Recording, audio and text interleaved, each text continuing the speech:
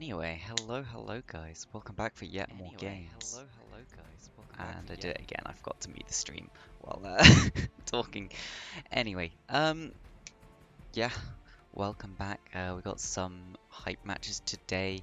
The last two series from week one to round out week one of Ocean. It will be Solari versus Cataclysm, followed up by Paper Squad versus SPX or Phoenix. Um, so very important games. So far we've had two fairly stompy game series. I feel like in Ocean, so it'd be nice to see if we maybe have a bit more, a bit of a closer series, at least for one of these. That of course we'll have to wait and see. Bit about the teams. Um, Solari is a new team, but with some returning players. You'll see Titus in the team. Anyone that's been here from the start will remember him. Cataclysm, of course, is the team that won last split, Lagoon last split, which was not our top, which was the like renamed Ocean because we tried doing a new Ocean above it with diamonds, but that kind of went. We don't talk about that one. But yeah, so Cataclysm returning champions up against Solari, who are looking like a very strong team. Titus, yeah, I mean, I'm pretty sure you were playing ADC back then, which, you know, I was surprised to see you're playing top lane. So that's interesting. Mind you, my memory's terrible. Maybe you weren't playing ADC. I'm sure you were playing ADC. You can let me know. But yep, so there we go. Got returning players. I don't actually recognise any of the other players from Solari, but yep, so got at least one returning. Then Paper Squad and SPX are both two teams from last season that were challenging, I'd say, in Lagoon. They were both competitive teams, so should be a very interesting one to watch as well. Definitely some very interesting matches could set the tone for these teams going forwards. Of course, you want to start off with your best foot forwards. You want to start off with a win if possible, or at least that draw. Get yourself a point on the board so you know you're going to get at least 1 point. But yeah, we'll have to wait and see how these two teams are going to do. You know what? Let's go straight into the game. It's VODs, so we don't have the drafts. If I had a ridiculous amount of time, I guess I could recreate drafts or something, or ask for draft screens and put those in. But too much work. So going straight in, game one. I'm just putting you on the game screen so you can see what it is while I go through what the draft came up with. In the end, we do have Irelia versus Set in the top lane. Do I have the teams the right way around? Yep, so Team Cataclysm on the left on the blue side. Crescent Solari on the right red side. So yep, we got Irelia versus Set in the top lane, both of them taking Conqueror, both of them taking Flash and Teleport. Meanwhile, in the jungle for Cataclysm, we have a Shyvana with Dark Harvest, so potentially an AP Shyvana. It's Crescente. Do you want me to say Crescente? How do you want me to say it? Yeah, you'll have to let me know on that one. In the mid lane for Cataclysm, Ainsley has Syndra taking the Cleanse and the Flash, so wanting to be able to get out of the enemy binds, enemy CC.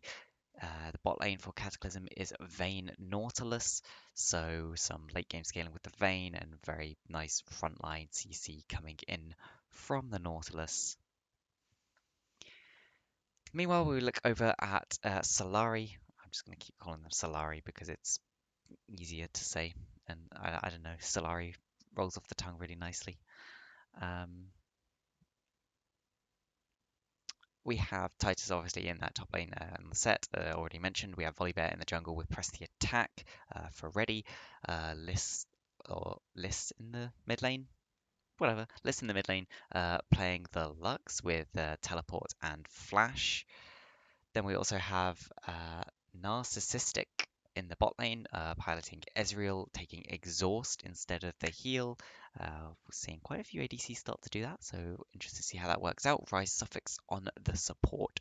Braum does actually have the heal instead of something like the Ignite, so they're wanting to play a bit more of that scaling lane, a bit more towards keeping their carries alive.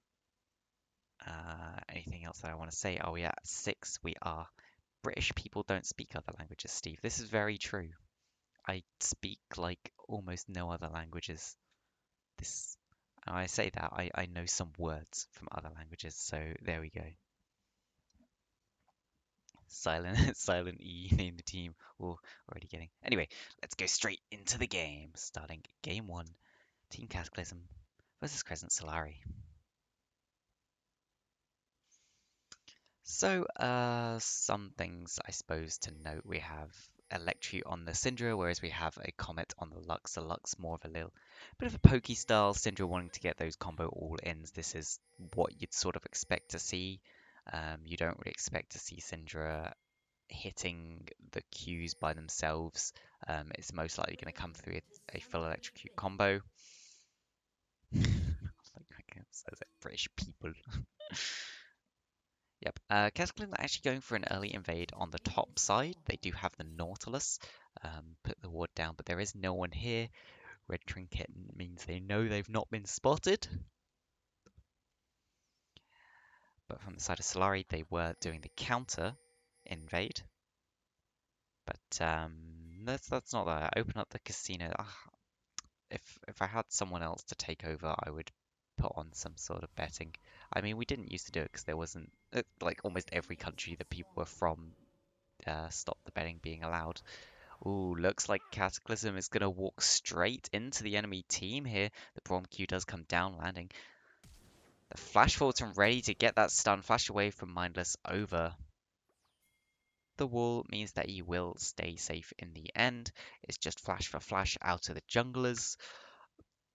I would say I think that actually comes out in a favor of Cataclysm in the end, although your Shyvana is pushed off. The flash off of the Volibear does negate a lot of his engage potential in that early game. Unless he can potentially use the fact Shyvana has a lack of flash to invade or something, I'd personally skew it towards the advantage there on Cataclysm's side. Meanwhile, it does give Irelia this free start on the wave on the top lane. There is no stacks on the Q, but some very nice small trades coming out. Small bits of trading in this bottom lane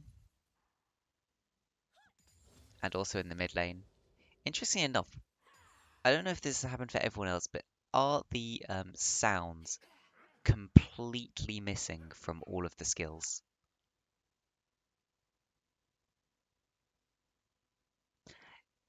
Yeah, they are. Okay. What I'm going to do, I'm going to try and fix that. Because that's going to be really annoying. It took me a while to realize what was wrong. Um, let me jump. Come on, League. Why won't you start the sounds?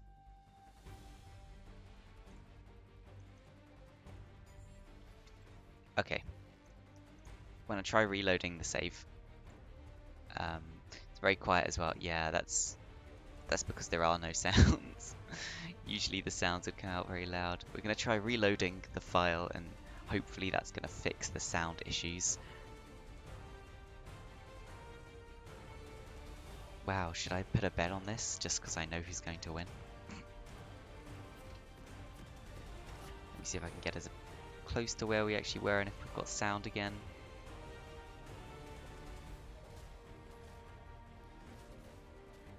Oh, new bug this time. All the champions are just standing still.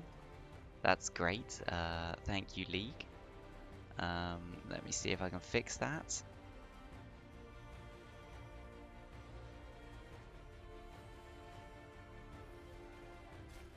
This looks like maybe we're fixed now. I'm just going to wait for someone to throw a skill shot or something so I can check that it's definitely we got the sounds back, and then we'll go in. Of course, wouldn't be CoraL if it wasn't completely scuffed. Oh, come on, someone throw a skill shot. Yeah, okay, it is working. Let me let me get back to the game without revealing anything that's happening. There we go. Back to directed camera on and play. And, we'll just watch this small trade in the top lane again, where I think Bleed and Feed actually does not come out slightly ahead. I thought they did come out slightly ahead of that one, but there we go. I feel like maybe we shouldn't have betting on for a game where the players can bet.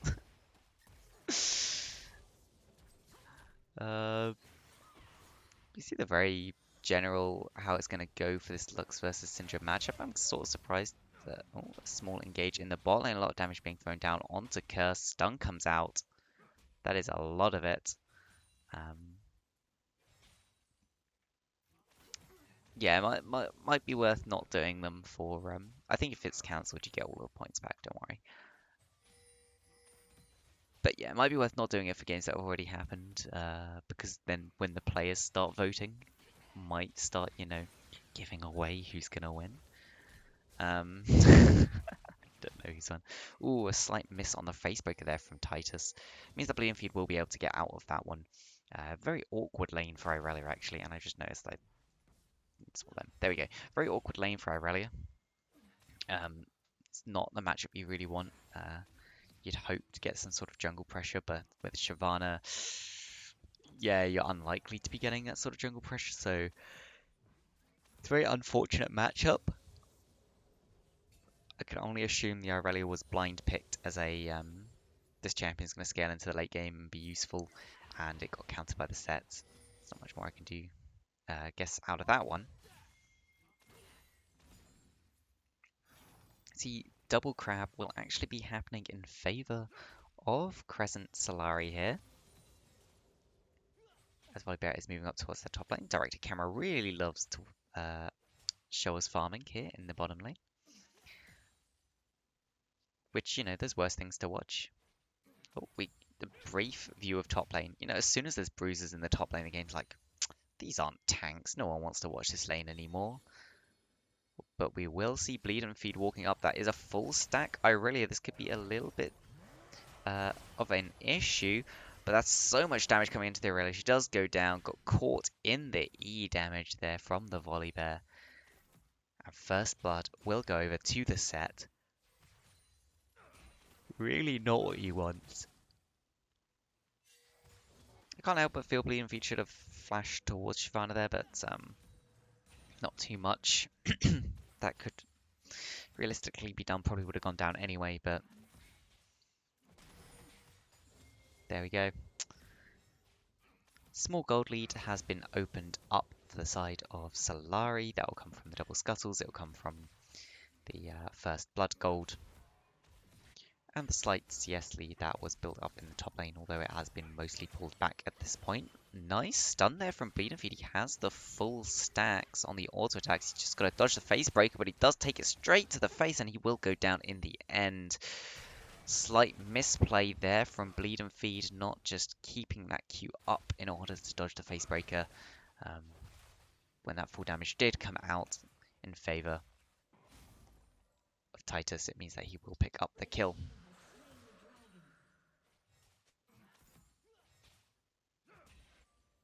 Meanwhile, Dragon does go in favor of Solari. They do pick up the Mountain Drake as well, slowly getting more and more across the board here. Neither bot lane has backed yet. They must be sitting on a very decent amount of gold. Yeah, both of them almost towards that 2k point. Neither having back. Suffolk's jumping in here, condemned away by Kenners. And maybe he shouldn't have really condemned away there with Mindless coming in. That could have been the perfect way to just get a kill onto the Braum. Braum a little bit out of position, but the hook does go wide. He's jumping away. Ignite is on him, but they don't quite have the damage to finish him. There's the heal to keep himself alive. Mindless taking so many tower shots will go down in the end. Kenneth is now exhausted, and Reddy and Liss are here to back up their bot lane. Kenneth will try and use the Condemn to keep his support alive. Slight tumble there will keep him alive as well. And overall, just the game going in favor of Solari across the board. Of course, Cataclysm do have a very good late game scaling team here. So not necessarily the worst thing. Kenneth's knowing here that he can't really step up for this. He will jump up in the end, though. Ainsley having to flash out of that one. Cleanse also gone. Important miss there on the light binding. If that had hit, that would almost certainly be a kill. There's a lot of damage coming out of Ainsley. Unleashed power is not quite enough to kill the volley bear. He's jumping back in, turns off the tower. That's a stun into the auto and the kill picked up. Meanwhile, Bleed and Feed still trying to fight Titus in this top lane. Needs to dodge the face breaker, but he goes back in, taking the full face breaker. Okay, yeah. Ready here, trading with Mindless. It was a good stop by Mindless there to just know what he's going to do. Oh, just manages to pick up the kill onto the volley bear in the end. That wave that Bleed and Feed lost is just absolutely massive. 3 plates as well into the pockets of the set. This set is going to be a real problem. You can see he's almost doubling the gold of the Aurelia right now.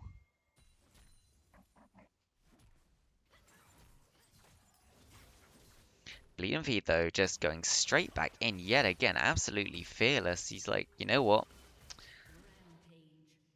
I may have died already, but, I don't know what to say about that one, really. It's looking a little bit like tilt at this point.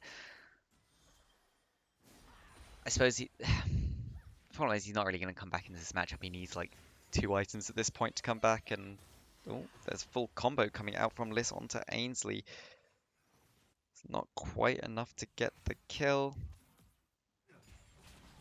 Maybe weaving in the rest of the passive attack autos would have helped out. Titus now just running onto the dragon. Absolutely fearless. Flash forwards from Liz to pick up that kill with the empowered auto attack.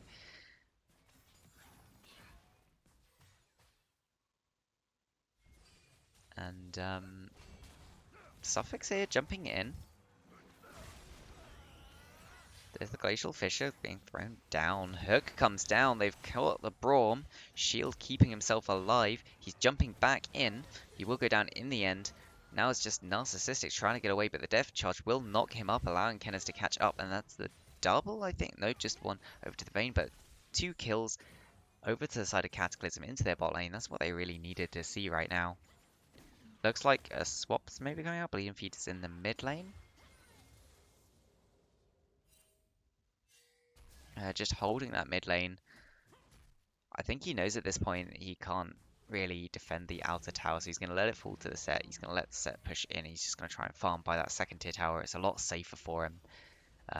And the set has to play a lot more warily of there being anyone else in the vicinity. Sidestep by Kenneth. We'll just make sure he's able to walk away from that one, although there wasn't any actual real backup there for the Braum.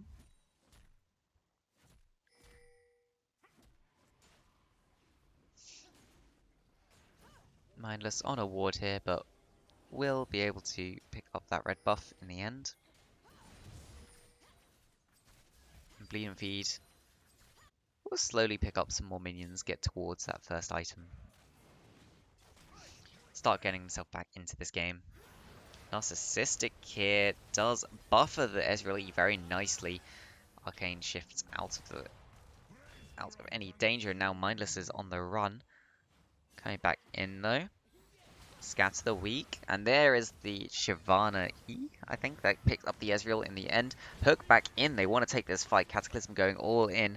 There is the heal out to the Braum, that's 1 down. Kenna's absolute madman running forwards by himself. He's being the frontline, but Titus gets the Fate Breaker onto him. There's the slam. It's not quite enough to finish off this Vayne though. Double flashes coming out to make sure that the dodge happens. Kenna's is still alive. Can he make the difference here? Mindless now having to run away from Titus. A sidestep overall. That does favour Cataclysm, as Bleed and Feed managed to stay on that top lane, just farming up. Dragon is actually being started up, despite Shyvana being alive and Volibear not. It's a risky one, but it looks like they will get away with it. Bleeding Feet did manage to get a plate as well on that top side. You can see that the gold lead shifted back a little. It's still about a 3,000 gold lead for Solari, but Cataclysm showing that they have fight in them, going even in some of these fights. And it's good to see after what was a very shaky start that there is still life in them. They've not given up on this game yet. And you have to give a little bit of praise towards the Irelia here for staying in the game. There's a lot of people that would just start running it down at that point, running it down the lane, but you know, she's sticking to farming, trying to play safe. You can see actually backing off of the wave there, knowing that Set is probably on the way. Ainsley could be in trouble here, but does not look like Set will go for that play. Just trying to find Vayne on the bot side. Titus is just taking the whole of this top jungle. Turning around onto Mindless, that's a lot of damage thrown down. 2 punches and a half health Shyvana. There's the face breaker, it's doing a lot of damage. Arc, the ultimate from the Ezreal will pick up one. Reddy just jumps in to pick up the second. It looks like they want to move towards this middle lane.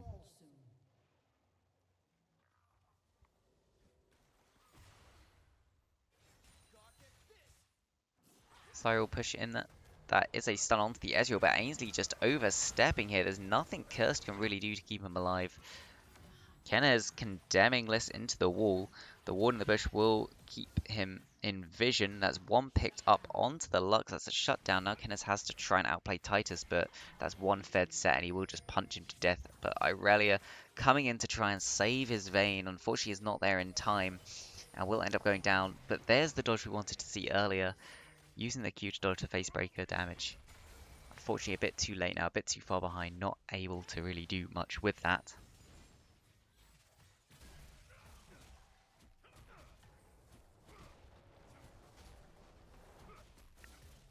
And Solari will slowly pick up more and more across the board, extend their gold lead.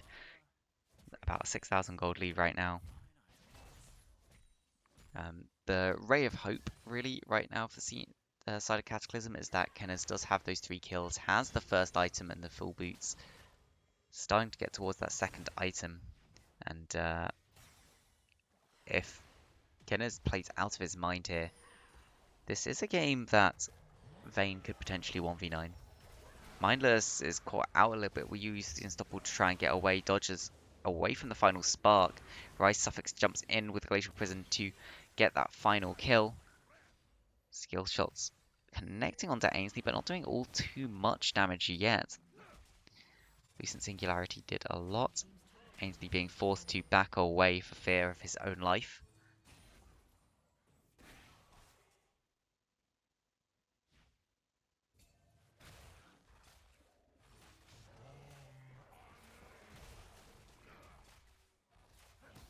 Rift Herald will be picked up eventually by Reddy here for his team. Scuttle being started up by Rise Suffix, but they won't actually go for it. That is another kill onto the Shyvana here, just in the wrong place at the wrong time. It's going quite wrong for Cataclysm right now.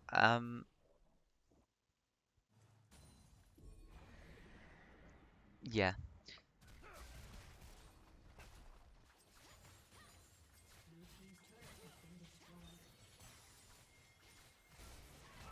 One turret down by the Rift Herald already. It looks like they will go for that second tower. They turn it off, turn onto the Nautilus, pick that up. Meanwhile, on the backside, the Vayne is being caught by the skill shots. Will try and get away using the ultimate. And now Ezreal 1v1ing the Irelia. That's a lot of damage Ezreal is doing. Just auto-attack her to death. Irelia not having finished a single item yet. Not in the strongest position. An inhibitor turret does go down.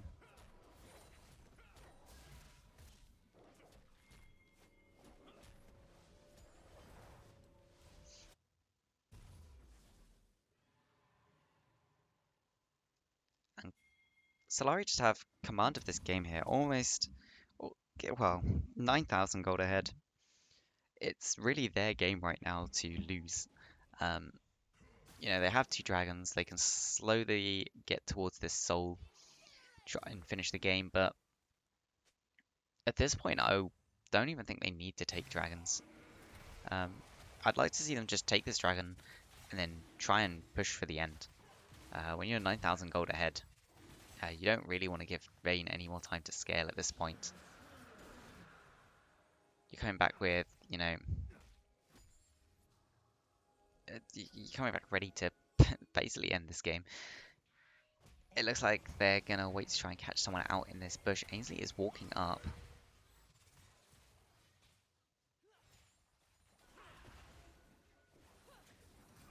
Vayne is on the bot side of this fight.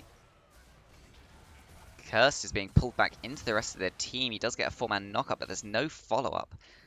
And that is the Nautilus going down. A 3-man scatter the weak, but again, there's no real follow-up. There is the ultimate from the Ezreal, a flash away from Mindless to keep himself alive. Back's actually coming out. A little bit surprising. He was on half health, still fairly healthy.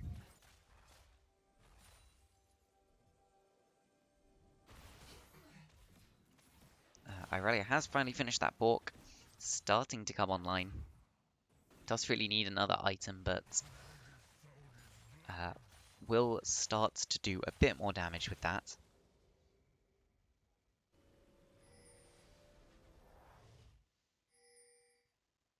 It really needs to get some more levels, get some more gold into the pockets, get at least one more item really. There's just such a big difference right now that Irelia's not gonna do too much in the fights.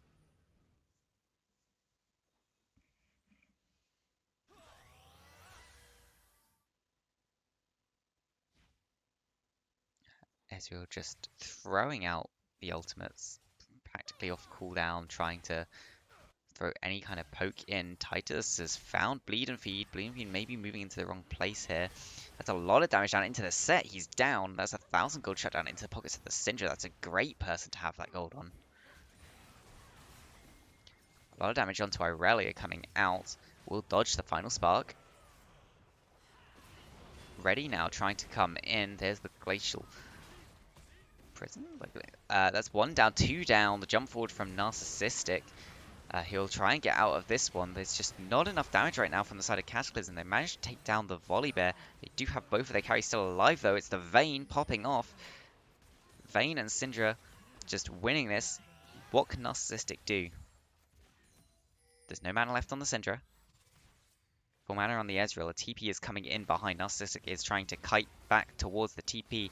Here's Titus ultimate coming down. Tries to facebreaker. Can't quite get it. Kenneth is trying to kite out this set. He's got to be ready to dodge. That is a full facebreaker, though, straight to the Vayne. Very nice kiting there from Kenneth. Will win Cataclysm, the team fight. Like I said, it's really up to this Vayne to 1v9. Some really nice help there coming out from Ainsley, though. He will stay alive for that one as well. Did get a 1,000 gold bounty off of the set. So you can see pushing towards that next item.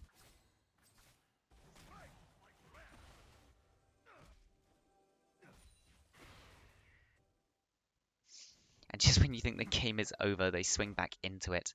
Suddenly from the 9,000 gold lead, this is down to just over a 5,000 gold lead. Almost half of that gold lead given up by Solari there. However, the game is still in their hands. They're still 3 Drakes to 0. One away from that soul, with the Drake spawning in just over a minute. And the Baron is currently up for them to force a fight, should they wish to. Right now, they really do need to just find Kenneth in one of these fights. If they can throw him back and one-shot him, that is pretty much the game won. And the longer the game goes, of course, the more risky it becomes. Irelia starts to get into the game, starts to get those items. When she does finally get that Sterax, which I assume she will build. maybe next even. She will become quite a bit more tanky. Oh, that's the double root. Two almost going down. Ainsley will actually live through that one using the stopwatch. Titus, though, in the backline. Bleed and Feed has picked up the Lux and is coming in with full stacks on the Aurelia. Is not actually using the Q, maybe on cooldown. Narcissistic jumping in is doing a lot of damage. Ken is doing what he can, but he will go down in the end. The auto attacks are just too much. Ainsley is forced to run away. A nice Mystic shot at the end there from Narcissistic to predict where Ainsley would walk. And they will pick that up, that final kill.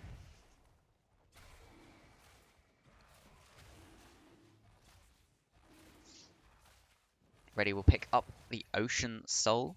And it looks like they're moving towards the Baron here. I'm surprised they didn't just take a tower. Pretty sure Ezreal could have pushed in and taken that mid lane inner, but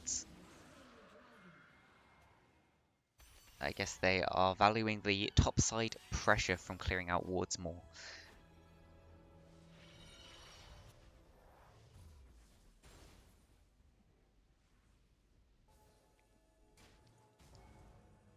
Of course, you would expect them to start playing towards this Baron.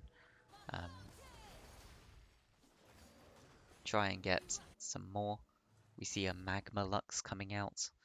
Is that thematic with the rest of the team? I don't know. I mean, there's ice on Braum, fire and ice, I guess.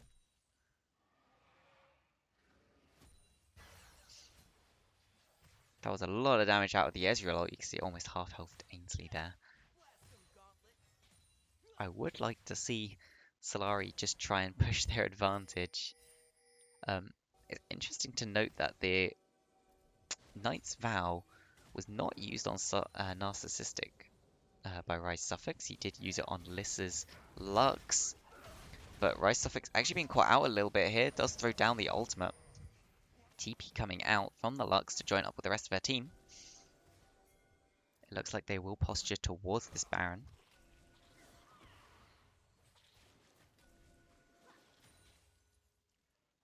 Lux should never fight an Aurelia 1v1.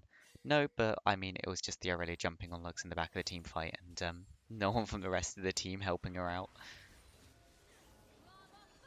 That's a lot of damage being thrown down that we're not apparently allowed to see. I think it all actually missed. Bleed and Feed out of position here. We'll get stunned up. Double stun coming out. Mystic shot to finish that off, and that is one kill picked up. You would expect them to turn towards the Baron now. Ezreal is staying in this mid lane. The rest of the team we can see is doing the Baron. No one from Cataclysm is actually moving towards it. Looks like they are calling to just give it up, try and push in the mid wave, get a bit more gold, try and get the tower potentially. So that is a free Baron uncontested that goes over to the side of Solari. They are now walking back towards this mid lane. And it looks like they might just try and use the Baron to get some towers. Maybe they'll try and go for the game end off of this. They do have that Ocean Soul. So they are in a very strong position for fighting with Ocean Soul and with Baron together. And sitting on almost a 2,000, or 2,000, almost a 10,000 gold lead. Not quite.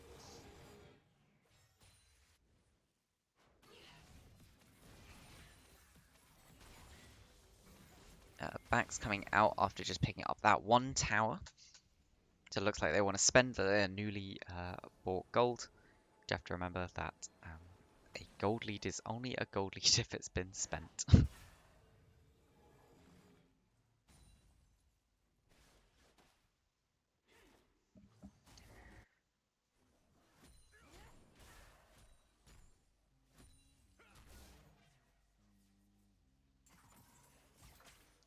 Nice stun coming out there onto Set's Titus. Nothing will really come of it, apart from a little bit of, look, I can slow you down.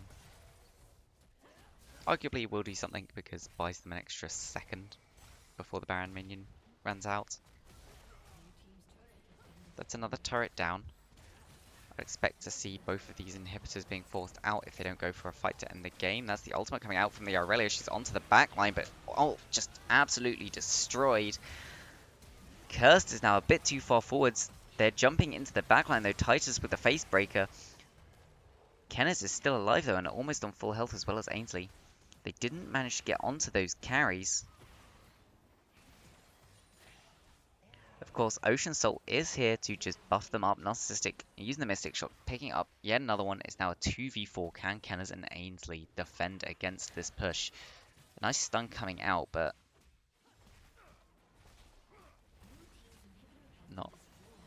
nothing will really come of it. There's the flash in. Kenneth's surely going to fall, trying to get away. The auto attack will come out from the Ezreal to finish off the Vayne, and that has to be the end of the game. Liz jumping around, flashing with stopwatch on the side there. Meanwhile, we can see a fight going on there. More members just falling. Ainsley is trying to dodge the skill shots. We'll use the stopwatch, dodging again, trying to bait them in. Just showing some fancy footwork. Narcissistic eventually killing him just with the auto attacks. And that will be game one, going over to the side of Crescent Solari. And I can't remember which side's that.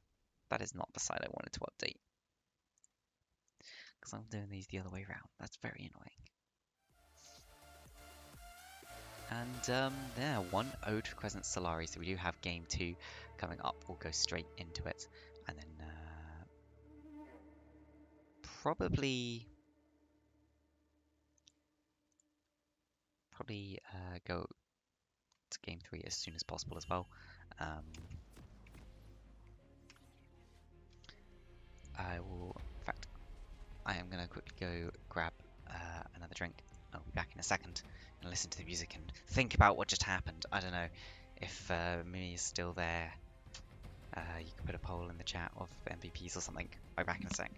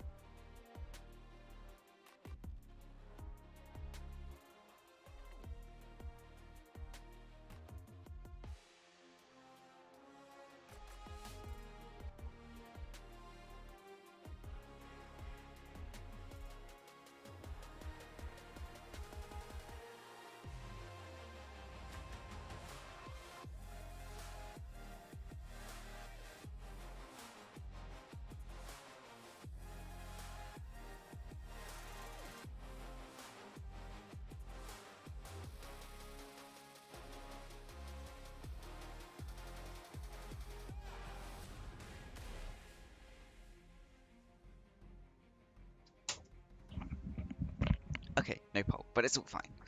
We'll go straight on to game two. So, Crescent Solari versus Cataclysm. This time we have Solari on the blue side, Cataclysm on the red side. As soon as this loads in, there we go, perfect.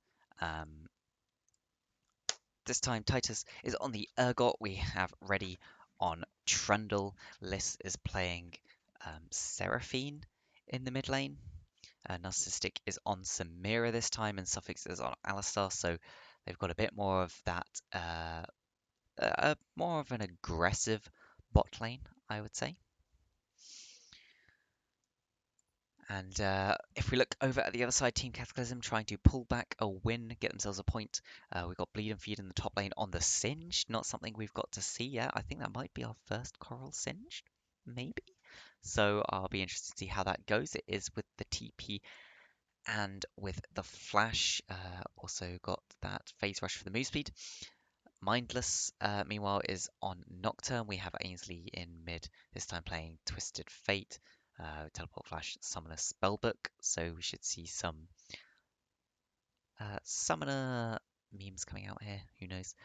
Kennez this time on Kai'Sa and Cursed on Galio. Very AP heavy team actually coming out from Cataclysm. But yeah, we'll go straight into it. And afterwards we can do an MVP. We can maybe do a little bit of an interview if someone, I don't know, if someone from one of the teams wants to come in, give a quick thoughts on the game. They can do that. If not, we can just go on to the other series, or I can give some thoughts and go on to the other series. I don't know. We'll see how it goes.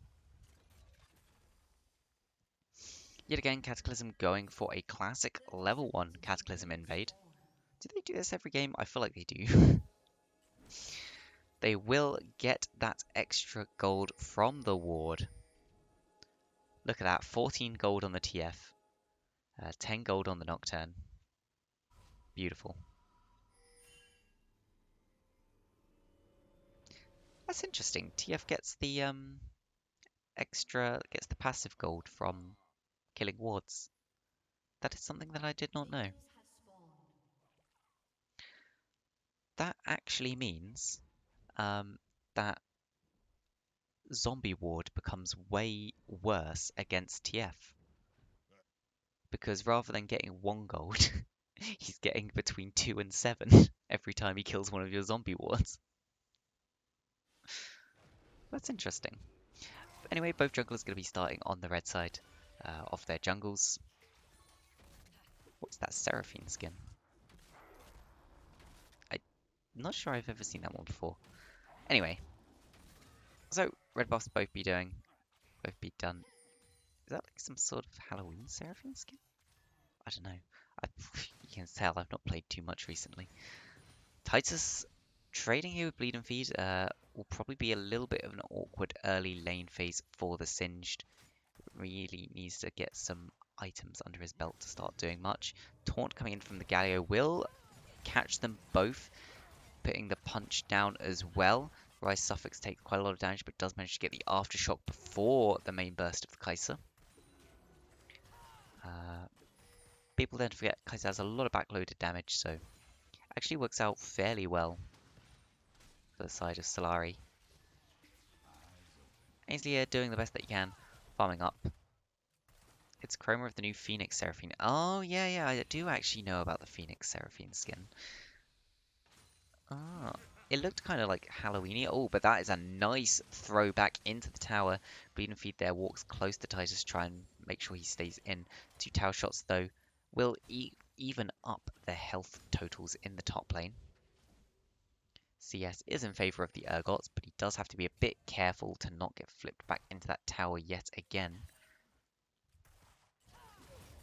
And Kenneth will get comboed as he walks up for that cannon. Nice timing. Stop him there. Trades coming out onto the Alistar. You can see here that Solari are really fighting over every cannon. They will punish you for every cannon take. Kirst is walking up to Narcissistic. Mindless is actually here to support against the Samira. She's trying to jump out, but the fear goes down. It does not come off in the end. Rise Suffix with a really nice headbutt to keep his ADC alive. He will go down, but he did keep Narcissistic alive, so Narcissistic can continue to farm. You treat that as a win if you are at the side of Solari. You expected Samira to go down. The fact that she managed to stay alive is very good. Bleeding TPing back into this top lane will flip Titus. Looks like he's going to try for the kill. Will flash away actually because of Reddy being here. Did not really expect him in the area. There's a flip back into the tower. Surely that is 1 kill. Bleed and Feed now possibly in a lot of trouble, but that's a double kill going over to the Singe. Bleed and Feed making up for game 1. Double kill coming out early. And that is 2 stacks on a Dark Seal as well. Kenneth really wants to get Narcissistic here. Narcissistic on 100 health. Healing to try and get close, but maybe they should be paying more attention to this close minion wave. They do manage to get the exhaust out from the Alistar. Mindless here yet again. Sees Samira still here saying, what are you doing? Narcissistic will actually pick up the 1 kill. Flashes in for the second one. Trying to get away, but will go down in the end. Mindless picking that one up. Now has to try and run away from Reddy. There is the Pulverize. And the slows from the pillar will be enough to pick up the final kill there. Meanwhile, mid lane is just slow trading. I'm not actually sure who the gold lead's in favor of. It is equal because of the extra gold that TF gets from killing minions. So you can see it's actually okay for TF to fall behind a little bit early in terms of minions. And yeah, you always got to be careful when fighting that Samira early. Because if she does start to get ahead, the game can get a bit away from you.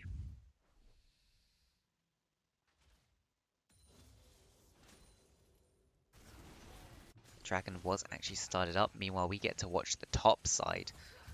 Let's make sure the camera stays here for this dragon, just to force what is happening. But that's where they give it up.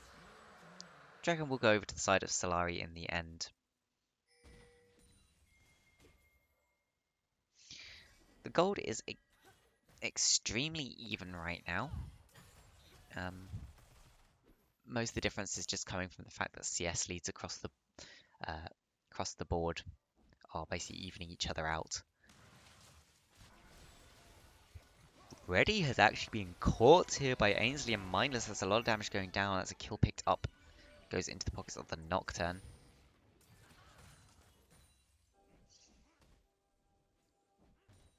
BNP will pick up a ward. Does have those Swifties, so ready to just run around a little bit quicker. Meanwhile, Titus on the Urgot has picked up a Tiamat to help him clear those waves a lot quicker. Is just going to try and be as annoying as possible for this Singed. Continually push him in.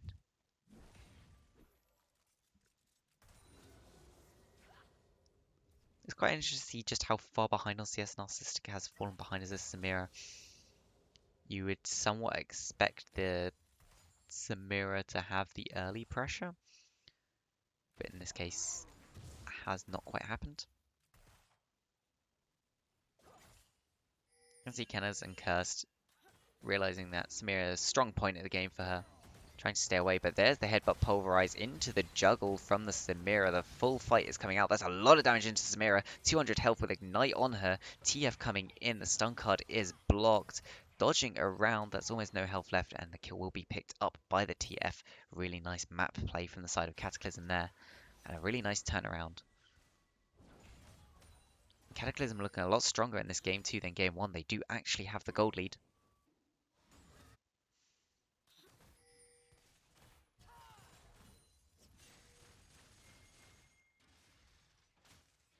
And Titus will be pushed in this top wave, will take a plate for his troubles.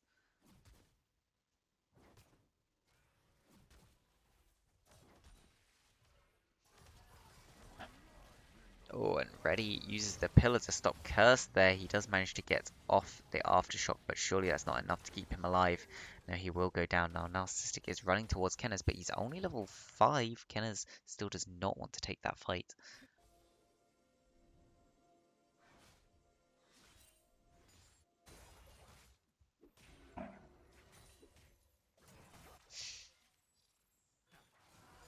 You would expect to see teams usually moving towards this Rift Herald up top. Gotta remember, Rift Herald worth just over a kill's worth of gold, generally. Because you put it down on the plates, it tends to get you 2 plates, which is 320. Beat and feed, trading with Titus does get him in the wave there, but that's a lot of damage coming out from the shotgun, and his ultimate goes down, and he will pull him in. And Titus picking up a solo kill in the top lane.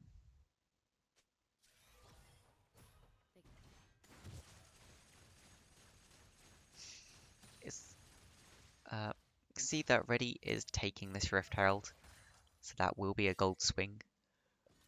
After that is put down, it'll be interesting to see where they plan to use it. Of course, the side lanes are slightly lower, so in theory you do get more from using it on the side lane in the short term, because it gets you closer towards that first tower, but putting it mid lane will help you get that mid lane tower down, which is better for you in the long term.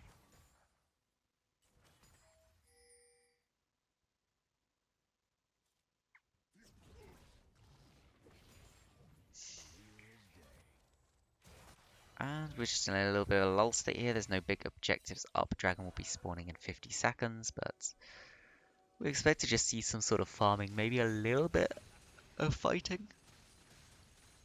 Bleed and Feed are actually struggling a fair bit to make any sort of damage stick on this Urgot. Kenna's doing some nice trading just with the auto Qs here onto Narcissistic. You can see Narcissistic actually picking up a refill pot, realizing I'm going to get poked out here in this lane. I'm just going to pick up that refill pot. Looks like a lot of people are moving down towards this bottom lane. Kirsten Kenners could be in a bit of trouble, but they will be able to walk out of that one. Your Bleed and Feed and Titus still fighting in the top lane. Ainsley will just clear out a ward towards mid. Bleed and Feed looks like just doing some small cheeky things. You know, throwing Titus around. Won't get any kills. Ainsley could be caught out by Reddy here. There's a lot of damage coming out. He's waiting for the gold card. Didn't get it on the first try, so it took a bit longer. There's a flash over the wall. Apparently we want to watch top lane, not this fight coming out. The attempted ult out by TF. He realizes there's no pillar. Let me just ult out of this one, make sure I don't die. While this has been going on though, Cataclysm pick up the Infernal, so a definite win for them across the board there. The charm does go down onto Curse, but he's able to just walk out of that one. Hell dropped mid, so short term, more of a long term investment there towards getting that mid lane tower down. Doesn't engage onto Kenners, but the Paranoia and the Hero's entrance straight away. That double knockup, Kenners jumping into the tower. Ignite has gone down onto the Samira. She's dead already. The heal goes onto the wrong target, I think, but they all stay alive so far. There is the knockup onto Kenners, but he is still alive, still healthy. Trundle coming in now. They want to try and take this fight. Kenners will flash away across the pillar. Mindless might have just walked a little bit too close. There's the double knockup. They do take the Kai'Sa down first, then the Nocturne. Just a bit of an overstep there from Cataclysm. Will cost them 2 kills.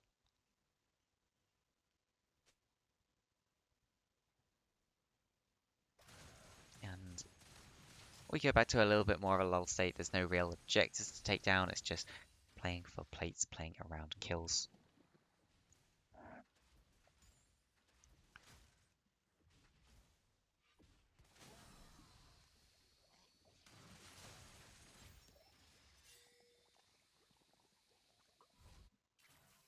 And the back will come out there. Ainsley has walked up, but he probably does not have the damage to kill this Urgot. That is a lot of health. He's finished his Titanic Hydra.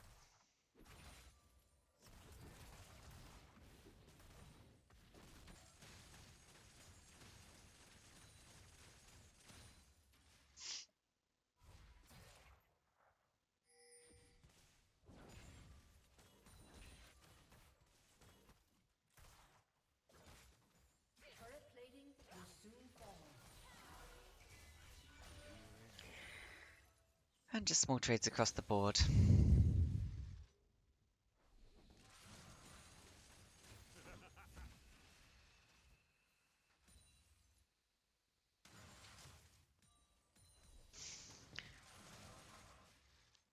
Top lane a lot more even than it was before, though Bleed and Feed is falling a little bit behind. Singed, usually a useful character, just because of the amount of annoying trails he can provide and running around enemy team. He's sort of like got a taunt inbuilt, even though he's not really got a taunt. Looks on Sarah duty. I mean, Sarah's a strong champion. Kenna is trying to bait out the fight here. Mindless just waiting. Trying to get Narcissistic low enough for the Paranoia to get the kill, I think. There it goes in. And there is the kill picked up. They get the knockup onto Rise Suffix, but Alistar with the ultimate on is just way too tanky. That will get the return kill there. Meanwhile, Liss might be in trouble. There's all the CC coming down. The kill will go over to Ainsley on this TF. Rise Suffix could be in a bit of issue here. He does do the headbutt away into the Pulverize. It's a lot of damage, but Mindless will stay alive. And a very nicely executed tower dive by Cataclysm there.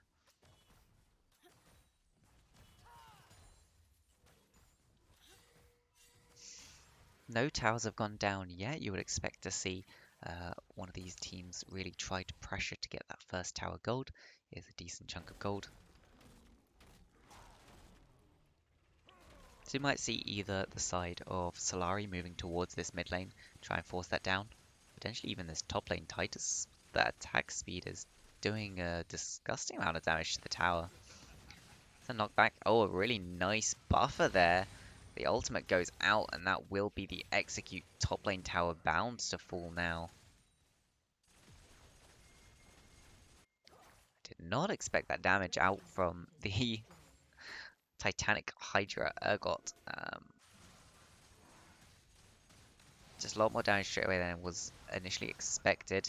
Fear going down, but actually Tysus is just winning this. He's just auto-attacking, and apparently that's enough to win against the Nocturne using all of his abilities. Kenner's taking the 1v1 against Narcissistic, will go down. Cursed was here, but not quite in time to save his ADC. Will manage to pick up the return kill in the end. 2 towers go down, and overall, and Solari do take back the lead in this game. Been a very close game though. We have an Ocean Soul yet again. There's the ultimate cleanse away from Ainsley. Hero's entrance also used. There's a big cooldown that they managed to take out of the Galio. Definitely want to keep an eye on whether that will matter later in the game. And it looks like Solari will just turn on to get this Drake.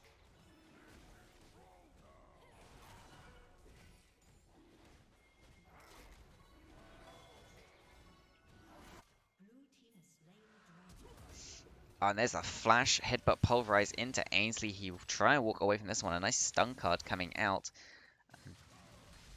CC going down, but slows. He will not be able to get away from that one. A lot is used to kill him, but he will go down in the end. Ken is throwing a lot of damage into Narcissistic. Bleed and feed, wanting to try and make sure they get this kill.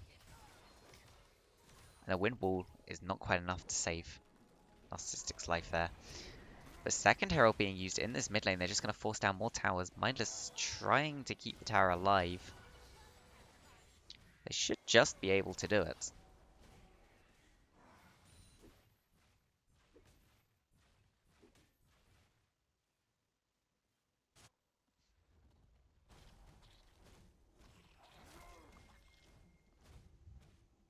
And as the gold lead now starting to open up for the side of Solari, they're getting a bit more pressure on the map as well. Do have to be a little bit potentially worried about did Kenneth sell? I thought he had the other mythic.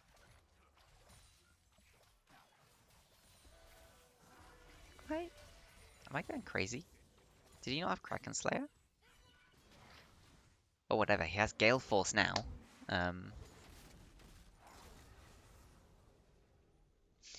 Valuing the extra dash, I guess. I'm not sure how useful that will be when you really have to get through an Urgot. I think Kraken Slayer in that sort of situation tends to be a lot more useful. Urgot actually finishing the second item already. So yeah, Narcissistic is now just trying to keep the lane here. He's trying to freeze it. I mean, there's not quite really enough to freeze properly, but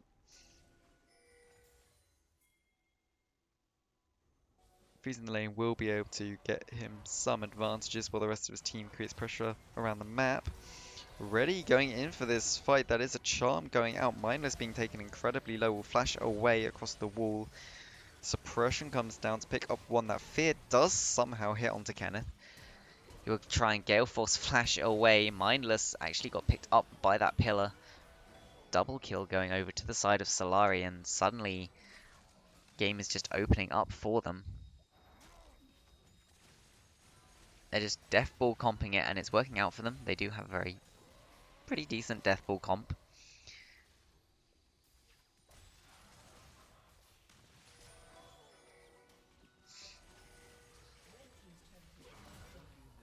Nice stun from Ainsley means that you won't get comboed. That's it, taking a lot of damage, but he's jumping in under the tower. The wind wall will not quite keep him alive. He does trade 1 for 1 in the end. Arguable as to who that favors.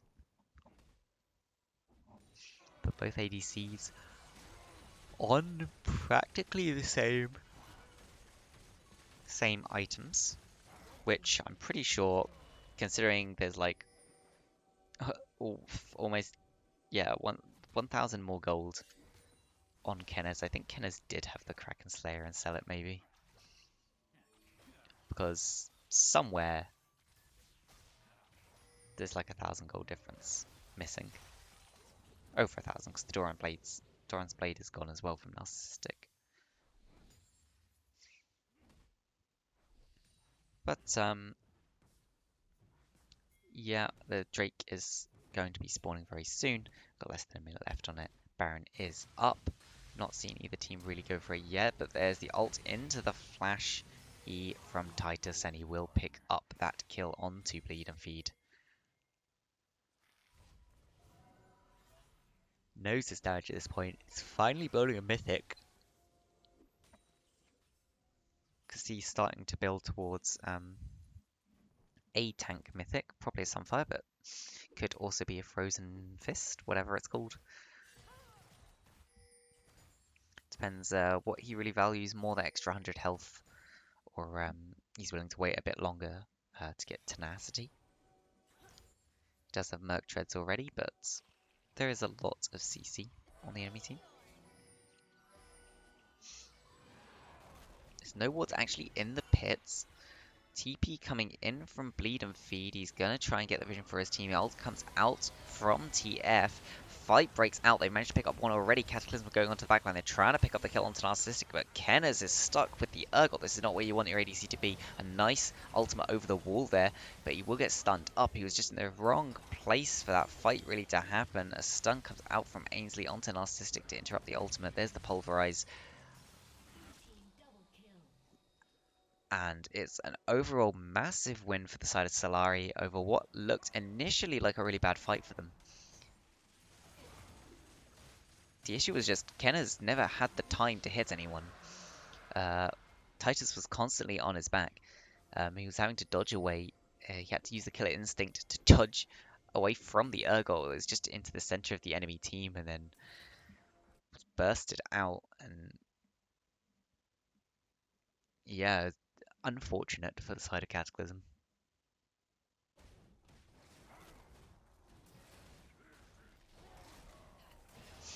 Solari do start up the Baron. There are no wards on it, but you could probably guess that they would be heading towards Baron.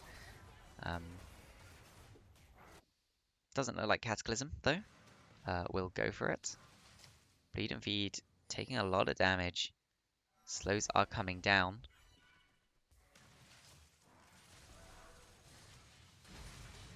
There's the ultimate coming out. And the Baron also picked up by the side of Solari. They are just expanding their gold lead. Very far ahead.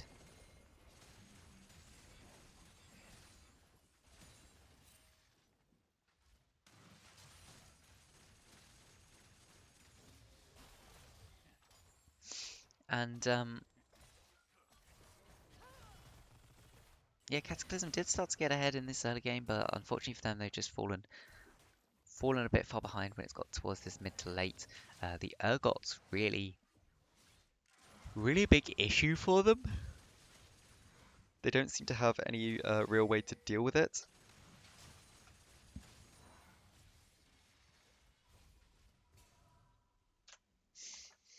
And yeah, you can just tell that they're struggling to deal with the Urgot.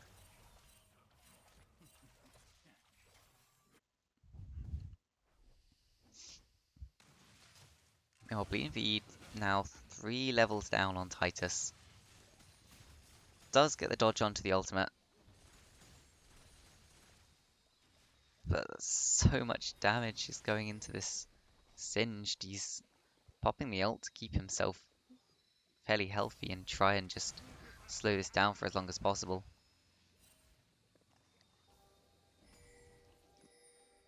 see he's just trying to be annoying, leading minions away, trying to get the Baron buff off of them.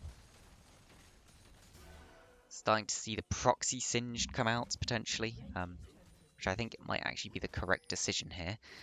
You want to get to those minions before they've been Baroned up, the place where you can kill them.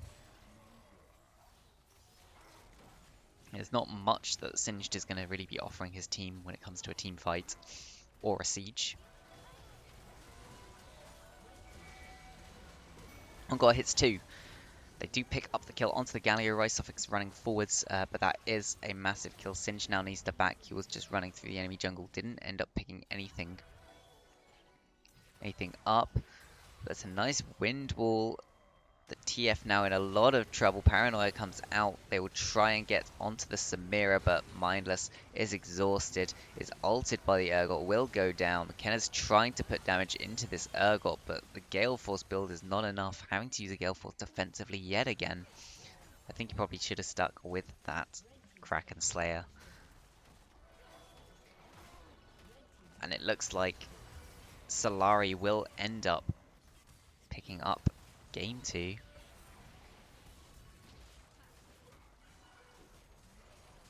Eventually.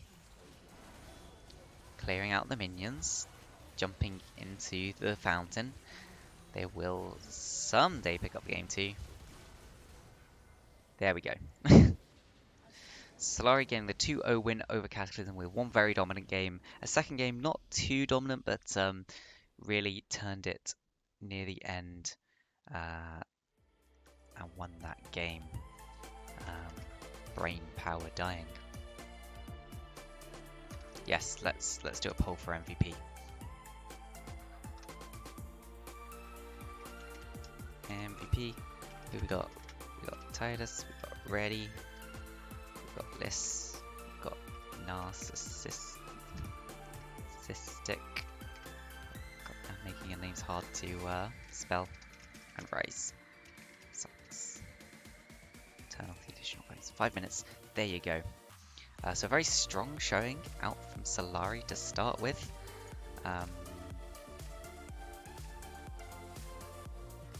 Yeah.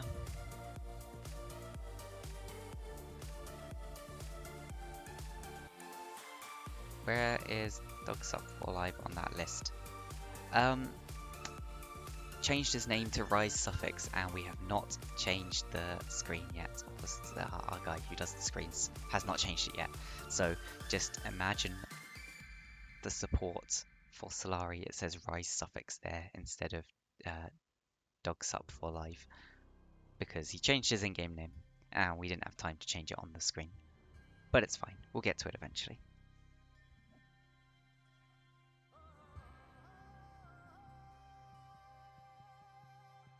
And support for SPX needs updating as well. I'll make sure that they know that. In fact, I'll go write it now. You put it in the mod channel for SPX on screens needs updating. There we go. They should know.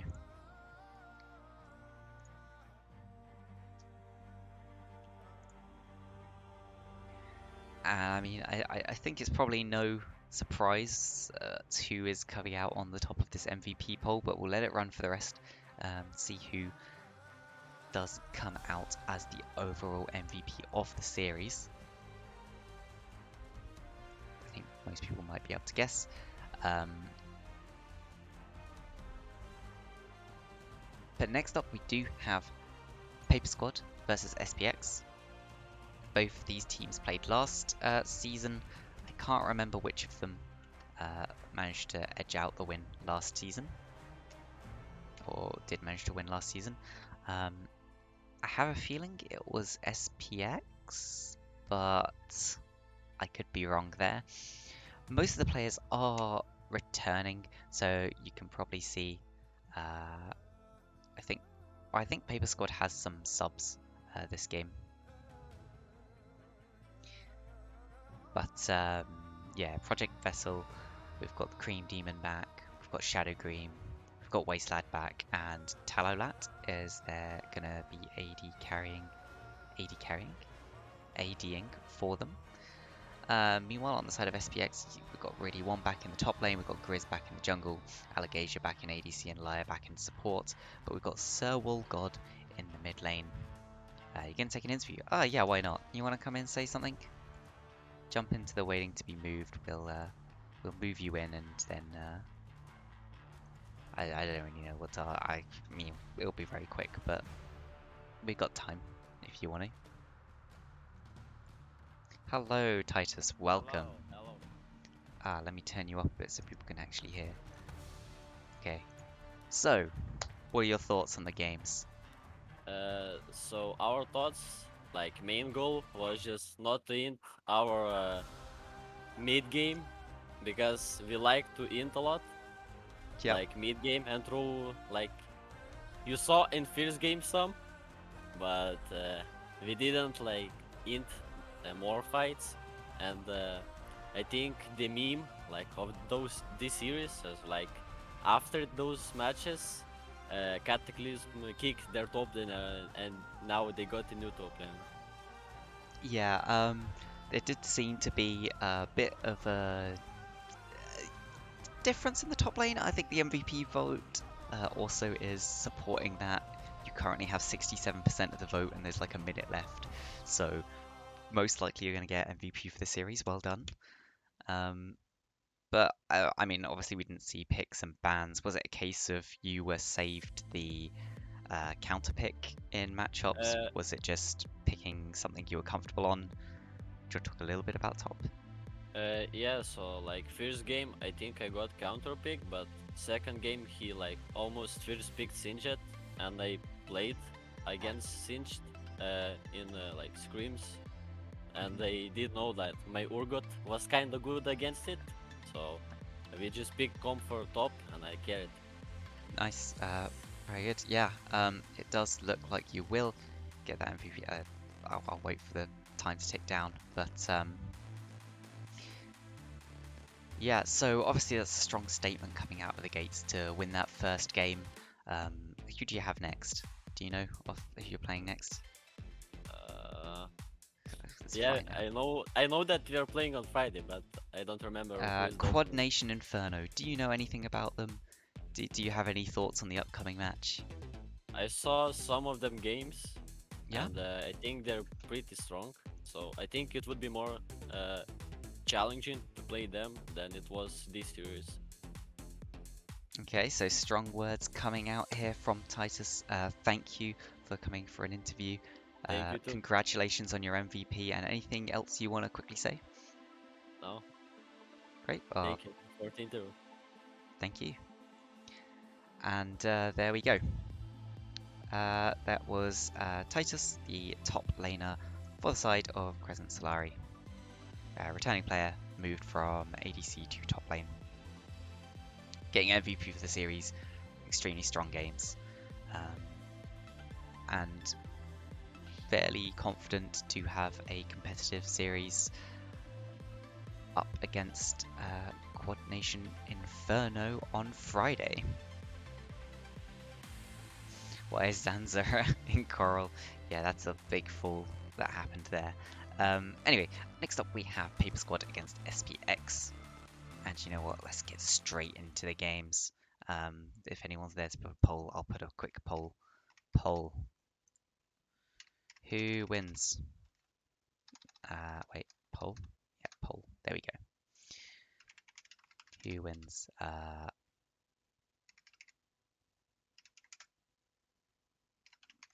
I can't think of anything smart, so we're just gonna go. We're just gonna put their names. It's fine. Well, I'll think of something smart for the next time. There you go. You've got a 5-minute poll, well, which will probably go into the start of the game. But while we talk about the start of the game, anyway. For the side of Paper Squad, we see Project Vessel in the top lane playing Kale, Cream Demon in the jungle playing Trundle. We've got Shadow Green playing Victor in mid. Tallow Lat will be on Ezreal in AD carry, and he will be supported by Wastelad on the Zillion. This is another Ocean game, so these are some more of the Ocean teams. They were both in last season. Um, Returning, a couple of changes on teams, but mostly kept the same. Should be a nice competitive match. On the other side, we do have SPX on the red side, Silver Phoenix. Ready1 is in the top lane on Mordekaiser. Grizz is in the jungle on the recently reworked Amumu. Can we have a poll about who's going to int this game? Yeah, sure. We'll put up a poll after the who wins one about who's going to int. Soul God in the mid lane is on Lissandra. Alagasia is coming back on the Zaya, and Lyre is playing Thresh. I believe Thresh is one of her favourite picks for Lyre. I think it's a big pick for Lyre. So interesting they got that pick. Good for them. We can see the win vote is split right now. Oh, in fact, perfectly split. You can see swears and stuff going on in the chat. You know what? We're just gonna start the game while we go. So they'll load in. We can see some very aggressive runes coming out from the side of Paper Sculpt. We've got press the attacks on both Trundle and Kale. We've got Electrocute on Victor, Conqueror on Ezreal, and Aerie on the Zillion. Zillion taking the heal, letting Ezreal have the cleanse, making him extra slippery and hard to kill. Thresh is going for that more sort of frontliney, I'm going to keep myself alive vibe with the Aftershock. A little bit of extra damage as well comes in with that, taking Ignite. Alagasia going for the late game, taking Lethal Tempo instead of what's the other one called? Lethal Tempo instead of Hail of Blades. So we've got that. Both mid laners do have the teleport, so we're not looking to see anything too amazing there. I think top lane should be an interesting thing to keep track of if Project Vessel. I'm assuming it's being said Vessel, not Wessel. You can tell me if I'm saying that wrong. But yeah, it'll be interesting, I think, to watch the top lane to see whether Mordekaiser manages to keep Kayle down or if Kayle does get into the game. Does manage to scale into the game well. We've also got Lissandra who can set up some very good ganks in the mid lane. But I would be expecting to see roams potentially coming out. Some nice trades going out there. See the double leash actually coming out for Grizz. I'd be interested to see what flavor of a Mumu we see as well, if it'll be a full tank or if we'll see some AP being picked up or just a mostly AP build. Lyre damaging the wave with the bomb and hurting Allegation, not entirely sure about that one. Strawberry flavor, yes. Strawberry, is strawberry the aggressive flavor? It's a very sweet flavor. Maybe it's the tanky flavor, supportive flavor. That's strawberry flavor. I don't think we're going to see a supportive flavor. Second pronunciation, Wessel. I should have kept a. Is it W or V? How is it said? Because obviously it's spelt W, but yeah, Wessel. No, he's lying. God damn it, guys. Oh, but Grizz has been found out in the jungle by Cream Dew and will be forced to flash away, but the flash... No, not the flash after. He will just get picked up, I think, by a red buff attack.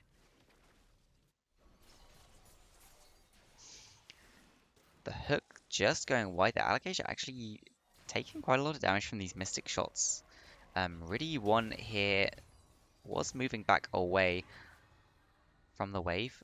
Will keep himself fairly safe. Won't give up flash or a kill. And Paper Squad did come out as the team that people think is going to win, but only just. So people thinking it's going to be a very competitive game. Lots of trading just coming out in the mid lane, but here comes Cream Demon again. He's been ganking so much. This is 3 different champions he's gone after so far in the game in as many minutes. Will he go for the full 5? Is he going to be ganking bot lane after this clear? We'll have to wait and find out. after the break. Nah, there's no break. Grizz here looking for something. Oh, the hook not quite latching onto Wasteland there. So, oh god, is just trying to force in this wave. I assume that he'll want to back off of that one. We'll claw away.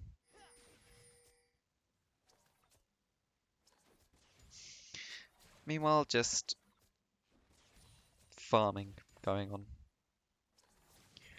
Small lead in the farm for the bot lane of SPX.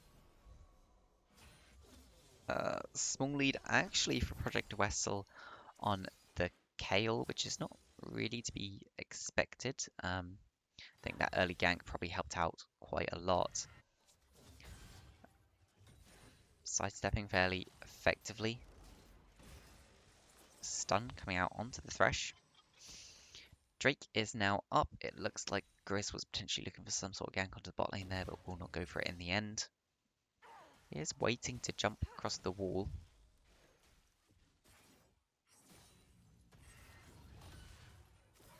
Ready with the miss on the pull, but we'll get level 5. Of course, level 6 is extremely scary if you are the Kale, because suddenly you cannot kite this Mordekaiser out. He will just ult you, and then you have a wall behind you that you will walk into. See Cream Demon picking up the early sheen, getting that extra damage instead of tankiness. Probably going to be looking for some more ganks. He has found Laya in the jungle, putting down a fair amount of damage into the Thresh. Hook comes out, does hit onto him, but Laya won't follow that up, just wasting a little bit of the enemy jungler's time.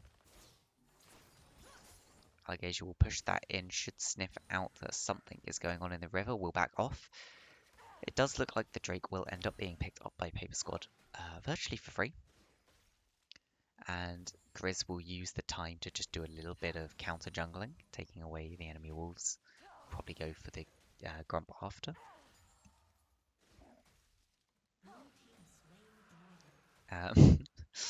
Laya there actually pinging the Infernal Drake just before it dies. They did spot Grizz on a ward. Going after that Scuttle. Looks like Shadow Green's going to attempt to steal it. No, will not get it. Did Q onto the Amumu. So, God, trying to hit the Lissandra Q across the wall, but of course it doesn't go anywhere near as far if it doesn't connect with anything.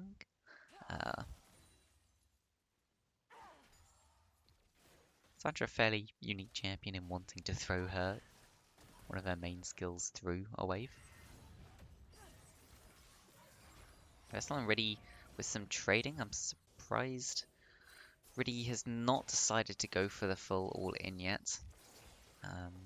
You usually see Mordekaisers like to go for it fairly quickly. I suppose maybe he doesn't think he has the damage for the full kill. Wants to get Wessel a bit further out.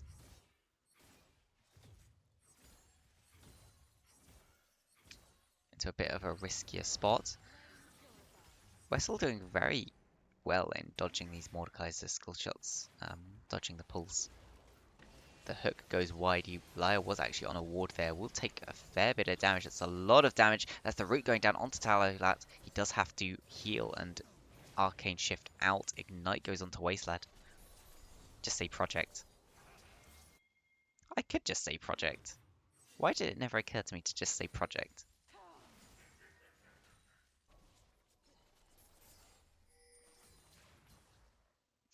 Now I must get the name wrong consistently. Oh, flash forwards from Laya does miss the death sentence. Flash also from Grizz with a skill shot. They will get a single plate. Alligator in a lot of trouble now. Does use the Featherstorm to get out of that one. There's a lot of stuns going down. They will pick up the 1-for-1 in the end, which does work out in favor of SPX, because if you notice on your minimap, Lissandra is just pushing in that middle wave. It will come down, I think, to how that Rift Herald is also used in response. by the Cream Demon. Wessel is pushing in this top lane.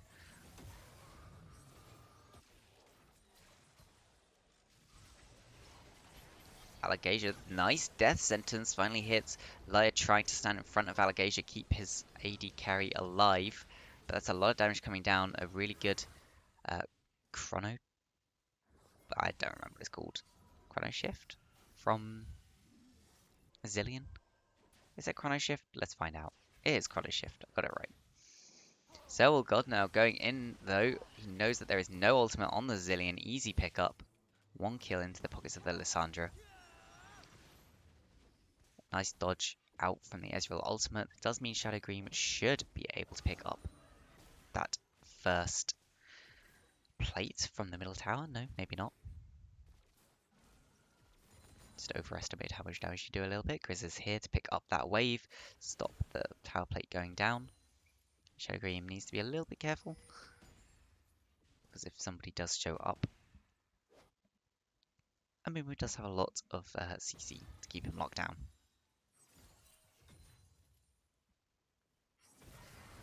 So I'm a little surprised at how sort of little is going on in this top lane. We're not seeing anyone really move towards it either to try and focus down the Kayle or the Mordekaiser, two champions, both of which, if they're behind, become practically useless. So you would kind of expect them to be focused a little bit, but so far only seen one gank very early on. Laia is across the wall. Death sentence will miss.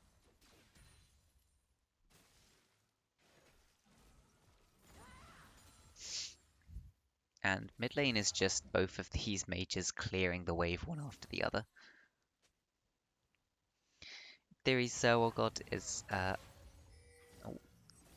really actually starting to get a little bit low in this top lane. Does have a spell vamp, so we'll be able to get it quite back.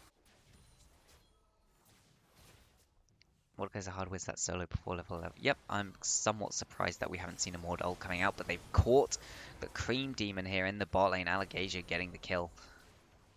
That is a big kill. I'm not sure if that means that the Rift Herald is going to time out, potentially, or at least it might struggle to hit onto a tower and get any plates. Yeah, kind of expect the Mordekaiser ult to come out. Where is it? I think that did work, using it to put into the realm, flashing it across back under the tower. Will go down eventually to the Kayle. And very unfortunate. That's not what you want if you are Mordekaiser.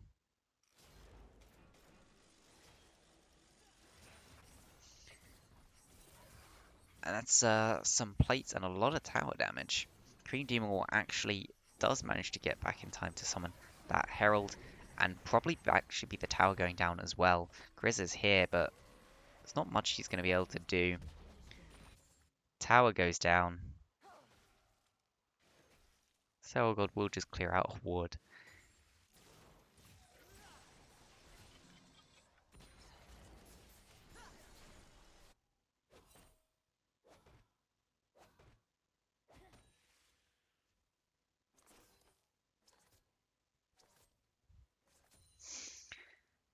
Now back to a little bit of farming. It's a very slight gold lead built up for Paper Squad in the first 13 minutes, about 1,000.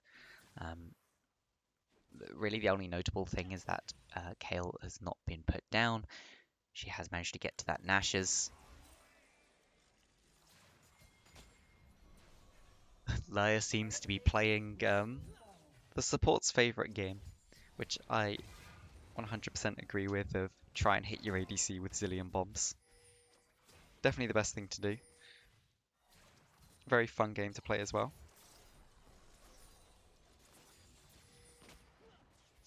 And Grizz is down yet again. They really want to focus this bot lane in. Flashes in, bandage toss misses.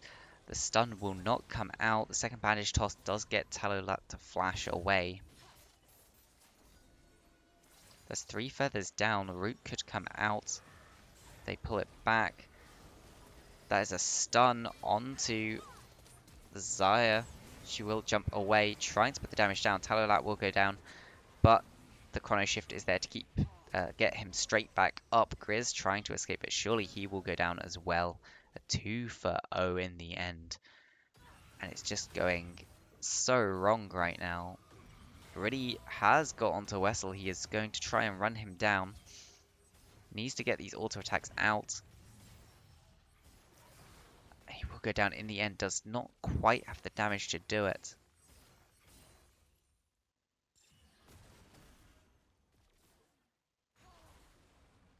There's the difference there of the completed item against the non-completed item, even with how strong Mordekaiser should be in those early traits.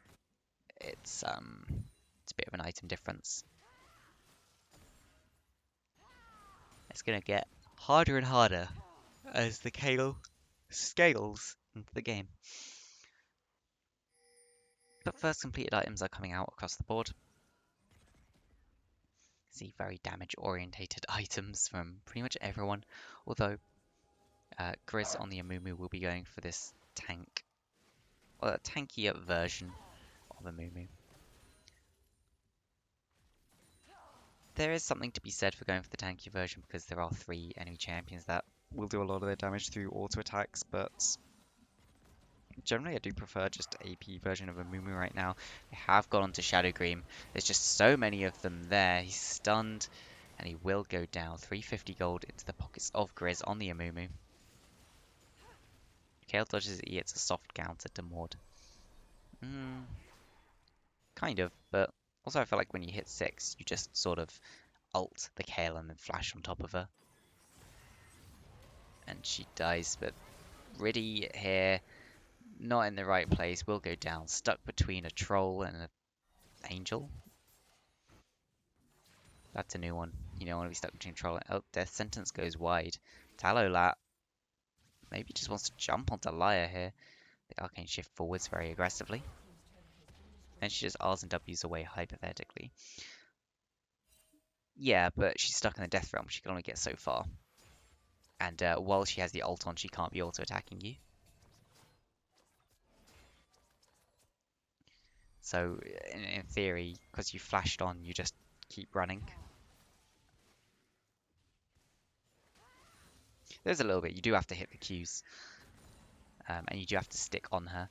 I think Nash's might actually have been the best first buy for Mordekaiser even. I'm not sure. But they are going on to mid lane once again, picking up another kill onto Shadowgream. Changing it up. Project Wessel jumping across the wall, picks up 1. It's going to continue. That's 2 already. This Kale getting fed. 3. That's a triple kill. We'll just go on to Lyre. Next quadra kill for the Kale. And what just happened? Suddenly, Wessel's just like, you know what? This game's gone on too long. I'm just gonna end it. Gets 4 kills.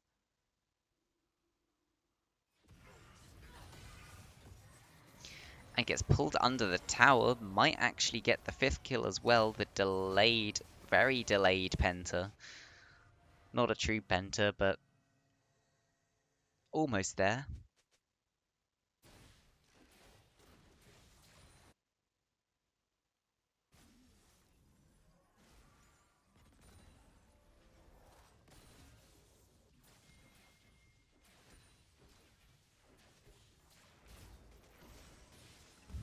It's a nice stun being put down onto Lyre. The death sentence comes out, but is the incorrect prediction on the Ezreal Arcane Shift. Wastelad will flash away from that one. They're trying to put the damage down into the Ezreal. They will get the Chrono Shift out.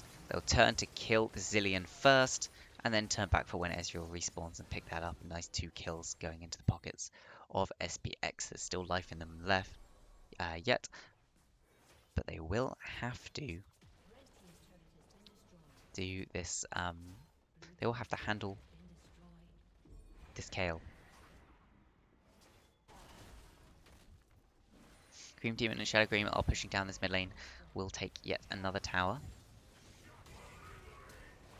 Grizz actually flashing away will go down in the end. Riddy as well. Wessel is just running at this Lysandra. Will pick up that tower, and the Herald's going to get another charge. Gets the inhibitor as well.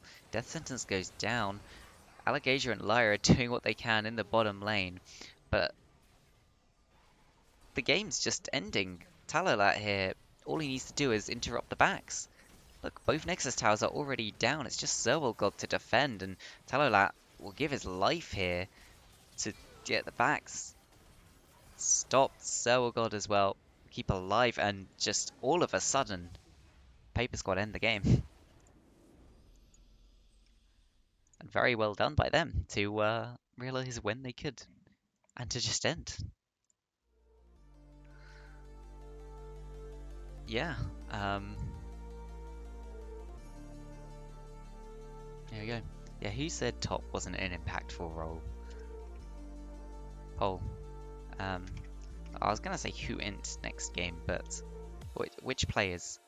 Give me the first 5 players. Whichever first 5 names comes in, we'll put them on the poll.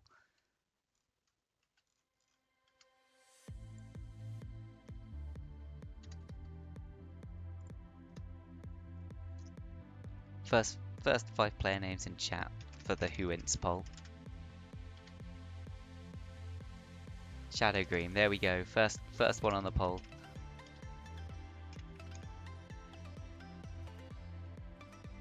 I mean, it needs to be people from from the game.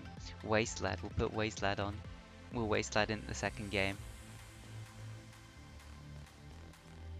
We need 3 more players for this poll.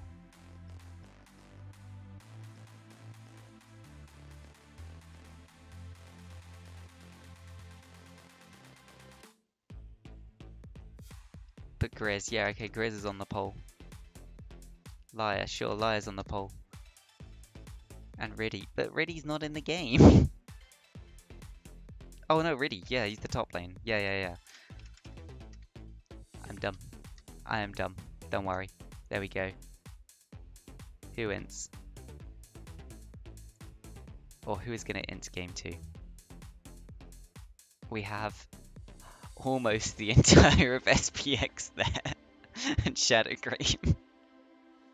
So, yeah, we'll let you guys come and see what who's going to int game 2. Put a vote in. We'll see how it is.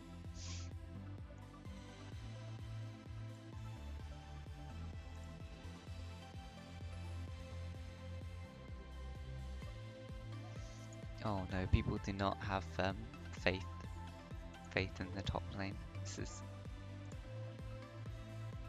oh no. Okay, let's go straight on to the game while this poll's still going on. I'll run you through. So really this game is piloting Shen for SPX. Grizz has Udyr. Zerwalgod this time has the Victor, so a bit of a reverse. Allegasia is on Samira and Lyra is on Leona. Meanwhile, on the other side, for Paper Squad, Wessel is on Urgot in the top lane. Green Demon has Poppy in the jungle. Shadow Green is on Zillion in the mid lane. Talolat has Ezreal again in AD carry, but Wastelad this time is on Nautilus support. And you know what? Let's get straight into the game. So Poppy, of course, a bit of a different jungler, one you don't tend to see too much. She does get built both tank and bruiser. I personally think it should depend pretty much on if you get kills in the early game, um, or if you manage to get a lot of gold in the early game. Because if you do get gold in the early game, you want to go for the more bruisery build.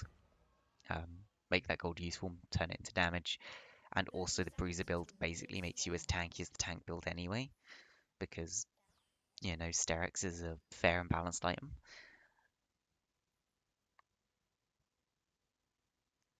We do just see fans coming out from both teams, no crazy invades this time.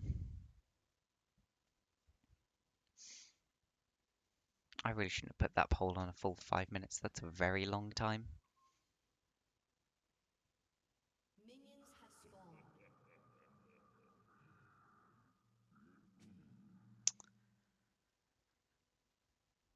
And minions spawn. You can see it looks like both junglers are going to go for a blue start.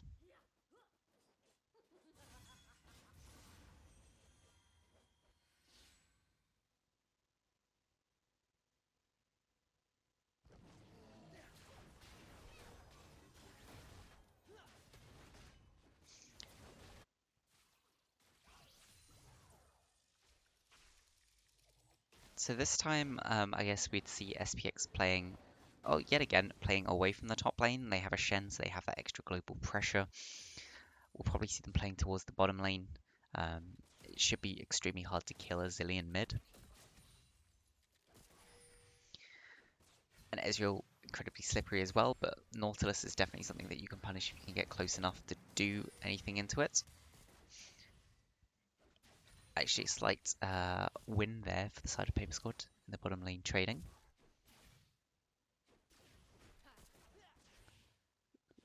SPX being very careful in the bot lane.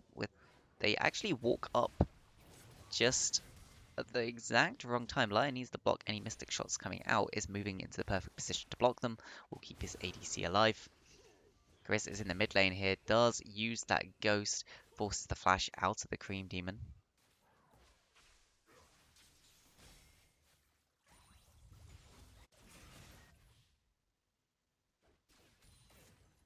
Yeah, bot lane of SPX there were playing a bit too deferential, it feels, before the minions came, or before level 2. And then as level 2 was about to hit, they went a bit too aggressive.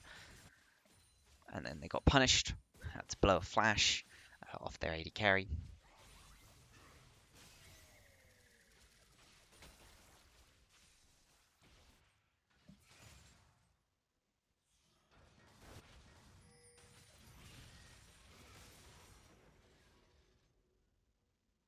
If Riddy picks up all of this CS, he'll actually be ahead. Looks like the vote for who ints next game. Most people voted for Riddy. I'm guessing that's coming off of the previous game. Although I'll point out he didn't int. The Kale just got very fed after not being put down early on. So we'll wait and see what happens this game, if we see anything similar, or if it's completely different.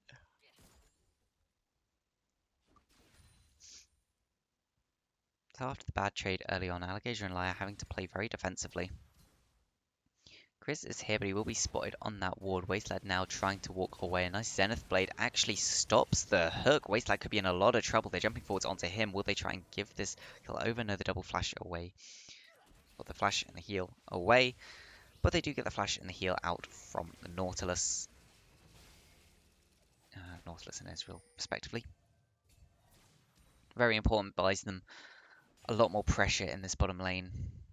Makes it a lot easier for them to play. Now, Riddy actually getting the better of Wessel in this top lane. Grizz taking quite a bit of damage here from the Cream Demon.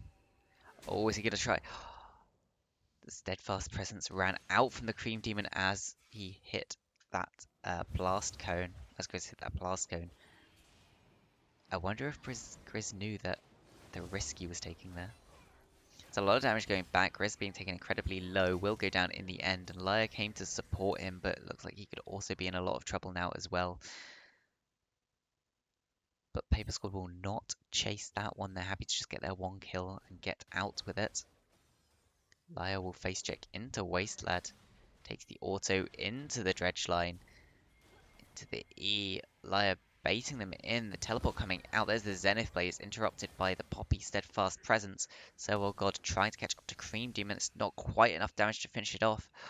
The auto attack's interrupted by the bush. He puts the slow down. Cream Demon using the heroic charge to get away. Alligator trying to follow up, but the nice hook from Wasteland to help keep his Poppy alive. Grizz, though, he's coming up now, gets the stun and the kill. Will start to farm those Raptors.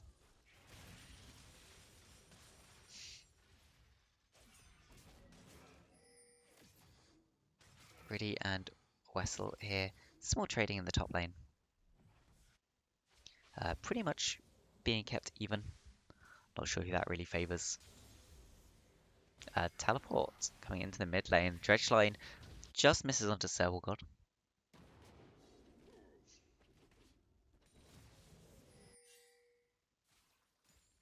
See, it is going to be a bruiser version of the Poppy. I mean, you could expect it from the Dark Harvest, but we do also see Sheen being picked up by the Cream Demon. The early Drake this time is an Ocean, so we're not going to get an Ocean Soul this time. And a very impactful Drake to get early because it's essentially going to net you the equivalent of a couple of pots over the laning phase. Which of course is very important when you want to stay in lane for longer. That can be very influential on the outcome.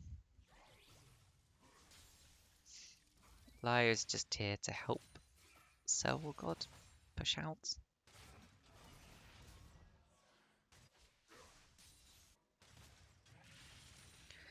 Looks like Paper Squad here deciding to start up the Drake.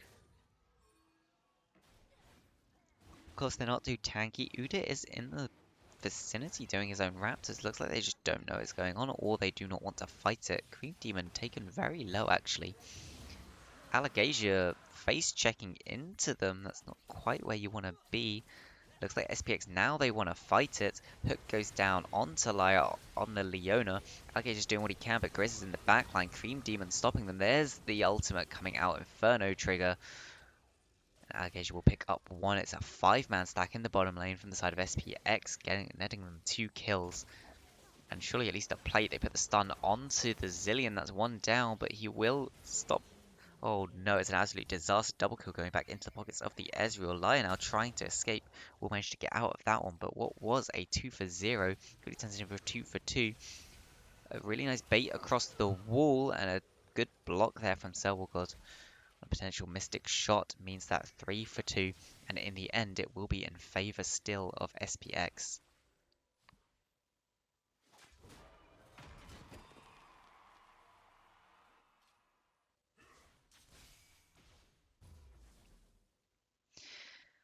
And yeah, I mean, it looked really good.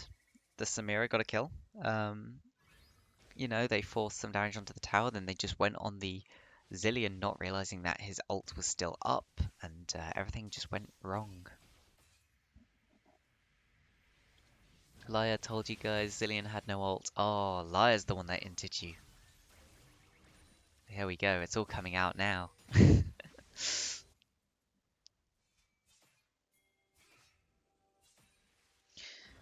Really should be completely fine here.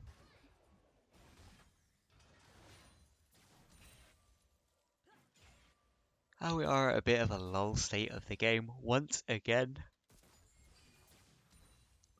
Very small leads come out for SPX. Nothing to really write home about, especially not when you've got something like a Samira that really needs to get ahead in this early mid game.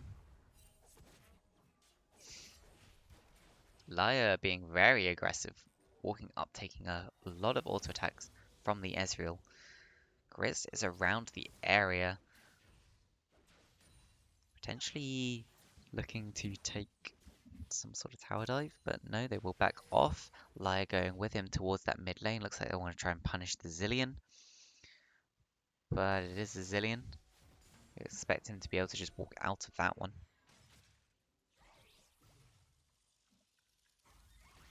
Lyre now on his way back towards the bottom lane. And we see a correct use of Moby Roots here, getting between mid and bot before any real punish can come out. Does manage to go in the bottom lane. Wasteland has to walk up very far. Nice stop there on a Mystic shot by Allegasia, but a lot of damage coming out from Talalat. It's the power of the Sheen, and there's the Solar Flare.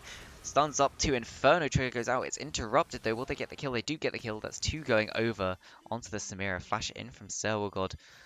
Will get out the Chrono, whatever it was. Chrono Break? Chrono Shift. Chrono Shift, that's it. I can remember.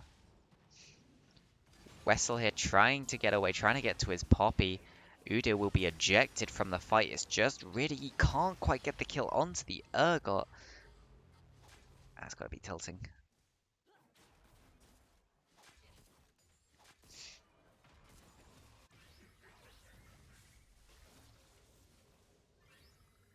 Cream Demon looking for a potential gank on the mid lane, but he is only at level 6 on the Poppy, flashing in. That's a lot of damage onto Serval God. He will get the shield. Stand United coming out to keep the victor alive. Make sure that there is absolutely no way that he can die.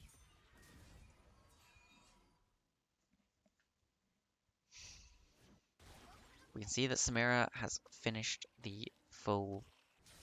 her mythic, and we would expect to see a lot of fights attempting to happen around this bottom lane. Try and really snowball that Samira, get the Ezreal really far behind.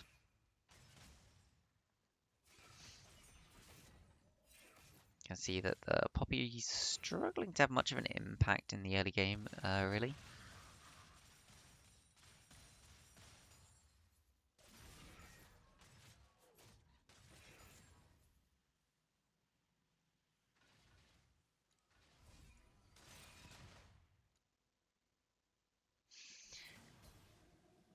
Lyra is here, Grizz is also here, summons that Rift Herald in the bot lane, trying to get that first tower blood, trying to get it onto the Samira if possible.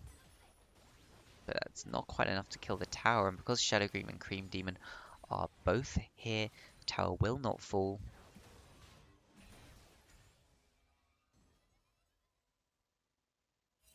Lyra now just waiting in the bush. They do see them all walking away. Mountain Drake is up.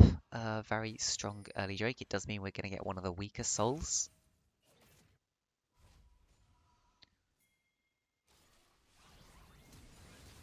Oh, and that's a lot of damage into Shadow Cream. Surely he'll be able to chrono shift himself. He will. But will the rest of his team be here in time to save his life? He flashes away to keep himself safe. Grizz is completely ejected from the fight. Ignite goes down onto Serval God, but it's nowhere near enough damage. Lyra flashing in does get the Zenith Blade onto Shadow Cream. Ignite coming out, but they don't have the damage there. Cream Demon will fall though, just to the AoE. It's 7-3 in favor of SPX. Putting out a much stronger game this second time.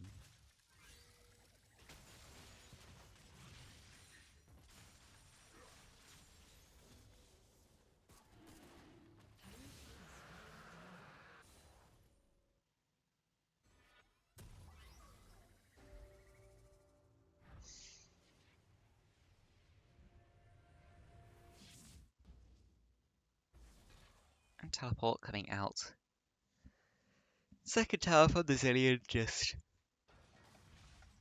trying to keep his outer towers alive as long as possible.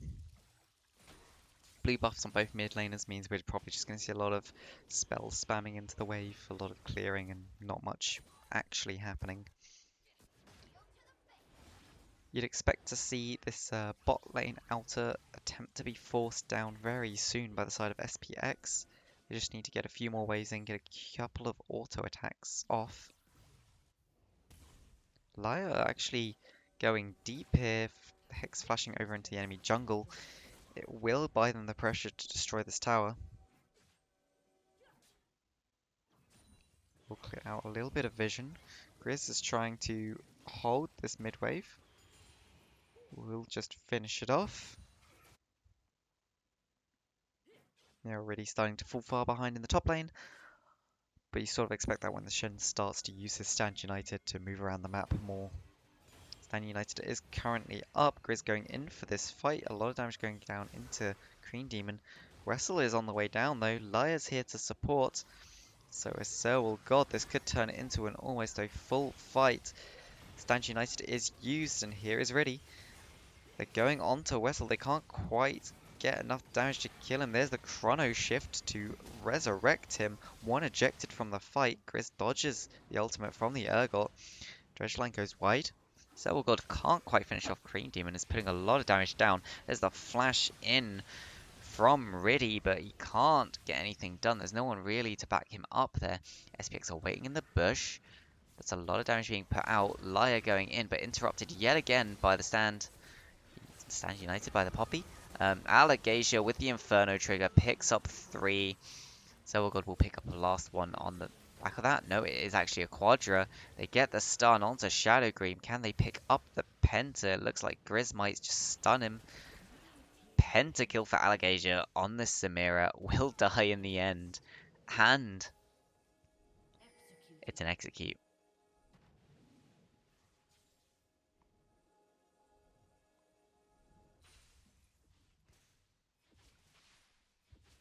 Grizz here electing to go back and farm his jungle rather than push mid or take it back.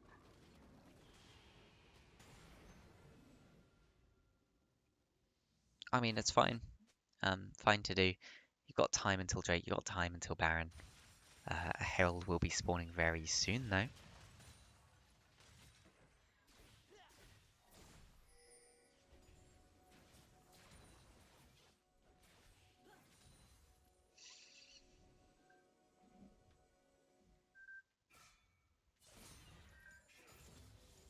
And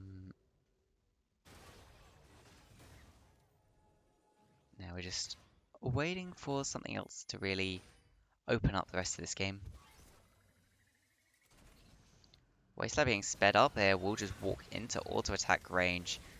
There's the depth charge. Allegasia does get the Inferno trigger off. Stays alive for a surprisingly long amount of time. Now it's just Grizz and Lyra in a 2v5. Not sure they really want to fight this one.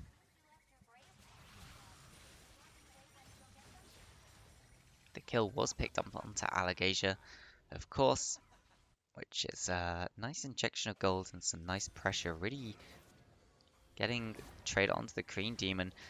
That's a nice interrupt on the charge. Really will surely go down from this one. And with 2 down, this might just be... It's only the Herald. Of course, Baron's not spawned yet. We're not yet far enough in game.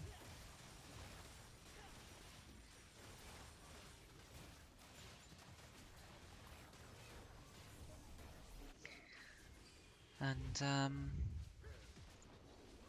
game continues. We see mid lane finally forced down by the side of SPX.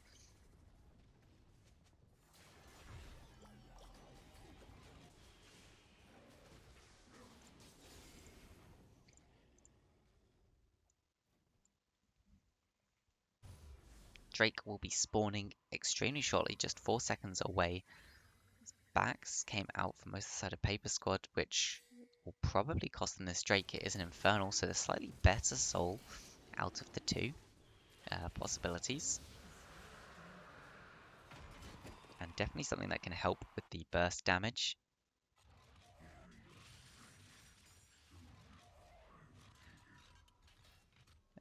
Puts even more AoE damage onto the side of SPX, as those little flames will come out if they do manage to secure a soul eventually.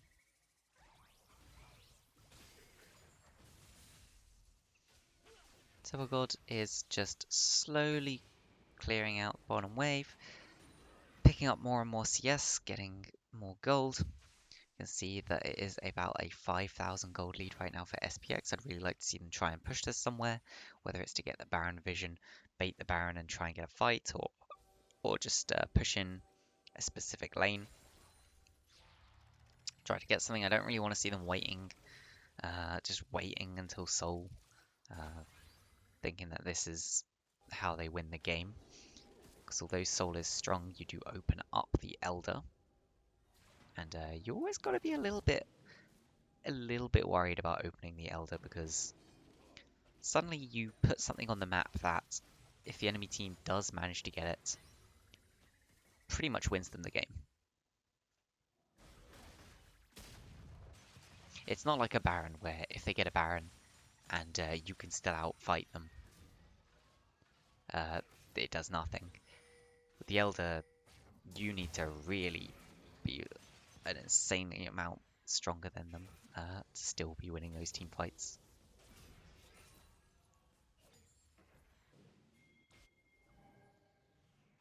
Wrestle is under his tower. They might try and go for some sort of tower dive. Doesn't look like they will. Shadow Green chasing onto Silver God, but nothing will really happen. Meanwhile, mid has been abandoned by SPX. There's one turret already going down. They're trying to TP to it now. It's interesting. Seems like it's very split calls from SPX. They just gave up their mid, lost one tower. They will pick up one outer in the top lane, but not really worth it. But there's the hook onto the Victor. Insta kill coming out. Riddy and Grizz. It's a good thing that he did back in the end. Should be able to keep some. Should be able to keep the tower alive here, but there's a stun into the wall from the heroic charge. Chris has gone for this full tank build, full move speed to run in. Will make him tanky, but not do all that much damage. Lyre is here. 2 towers means that Paper Squad did actually come out better in the end from all of that cross map.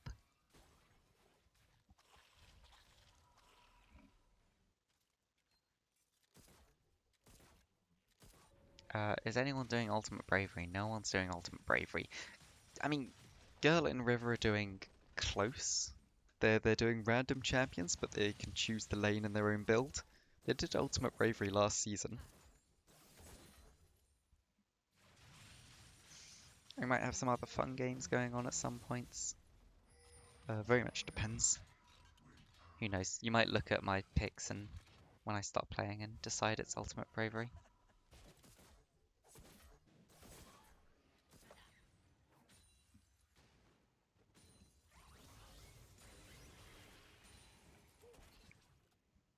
Hey, Harry in the chat, don't ban his Lucian. I mean, yeah, that's a great way to get them not to ban Lucian. Ask them directly. As always, you have no clue what you're playing. Come on, we'll just do our classic, our Birdman Dinosaur Boy bot lane. It never loses.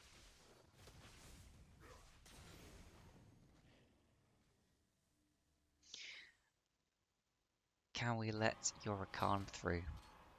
I don't know. Maybe someone can let Yorakan through. Could be an interesting thing to do.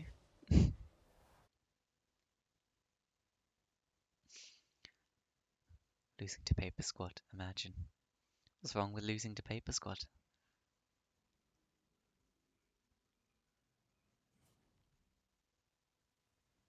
I played it well.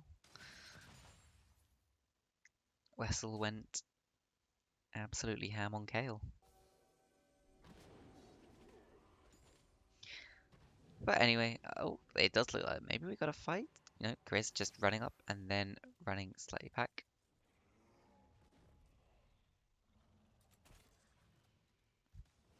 Lyre here. The stealth Leona not been spotted out yet. Talolat getting very close. Lyre walks out, does get the stun onto the Ezreal. Will use the Solar Flare, waits out the Zenith Blade this time, has learned from the last time. There it goes in, but that's 2 ejected. Really will pick up the kill onto the Ezreal from the backside of that one. And it is a 1 kill picked up and another Drake for the side of SPX. Someone is going to name change to Scissor Squad. The SS, oh no. Cream Demon taking a lot of damage from Selwogod here. But it's not quite confident enough to follow that up with the ultimate. They should get that Poppy down incredibly low. Looks like they might start up this Baron. They are going to do it. SPX on the Baron. Making the decisive call. Lyra is on the backside to try and zone anyone off. Cream Demon and Wastelad trying to find out. SPX turn. Lyra is trying to hold them up. That's a really nice 4-man knockup from Wastelad. He's trying to get away, but they will manage to pick up that 1 kill. Grizz is in the backline though. Allegasia here as well. Trying to follow up, trying to get onto the Cream Demon to finish him off. Wessel is just 1v3ing though. Talolat trying to do what he can into Allegasia. It's not enough. Wessel gets 1 kill. That's 2. Suddenly he's being turned around. Allegasia incredibly low. Heal coming out. Shadow Green on the backside hitting the bombs, doing so much damage. So, oh god, kills his ADC. He flashes in with the bomb. Almost gets Lyra as well. Oh no. It's a disaster for SPX, just as it looks like they were going to get ahead, and Talalat picks up that one. I mean, there was a lot of, you could say a lot of people into that one.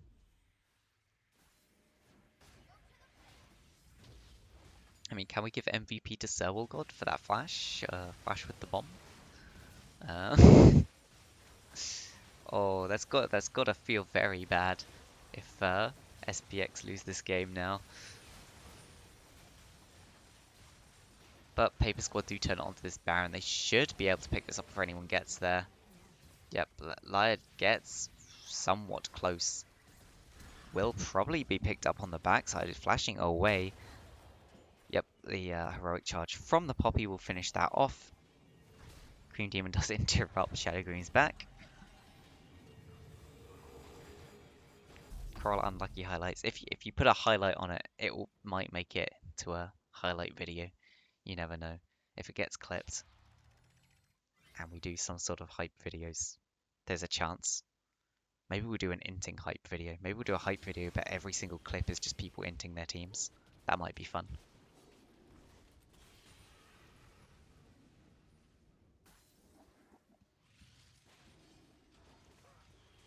This time, none of the flashy great plays. Just all of it's just like people flashing in after the dragon's dead and dying.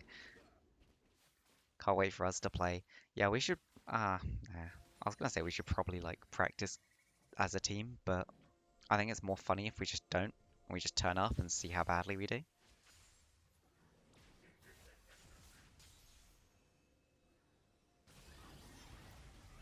And Grizz going on to Cream Demon here does get the stun. There's the ultimate from the Poppy. Really does make it in time. They do catch out the Zillion. There's got to be one kill coming in. Oh, but there's the double stun into the double knock-up. Grizz, though, will make sure that they pick up that kill. Alligator's trying to do what he can from the backline. There's the Inferno trigger coming out, but he will get pulled in by the Urgot and executed. Meanwhile, Talalat is hitting freely from the backside. Selwagod's in a really awkward position here to get into this fight. He's trying to do what he can, but Talalat found where he is and will try and run him down. Not going to be able to. Does end up being the 2 for 2 in the end.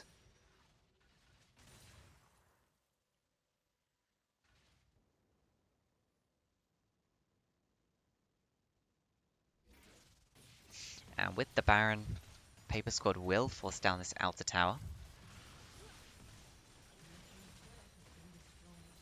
There's only 30 seconds on the Drake. We might see the next full team fight around this Drake. Very important one for SPX. It will get them squarely back into this game. They have just started to fall behind on the gold graphs. Nice sidestepping from Grizz. Shadow Green will teleport back in just to make sure that they have the pressure for this Drake.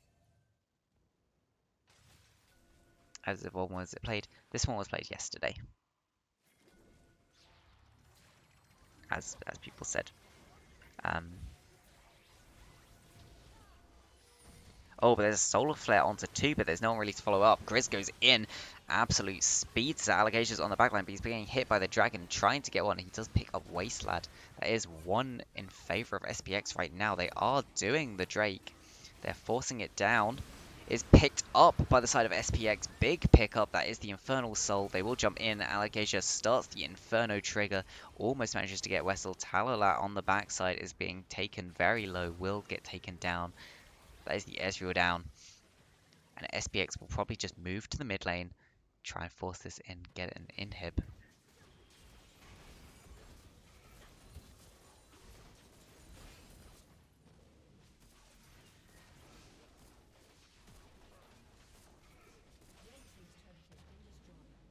That's one turret. You would expect them to be able to pick up this second turret, maybe with a really nice Zillion bomb. They won't, but no stuns coming out. Damage is just going into the tower. Wasteland does get a hook onto Lyre. Looks like SPX are just going to play it really safe, back off from this one. Go spend their gold, go get their heals.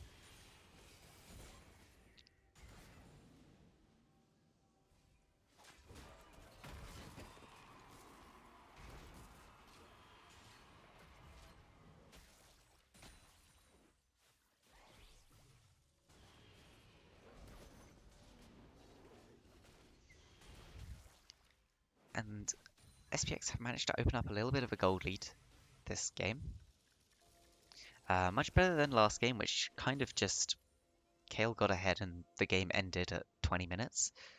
A little bit unexpected.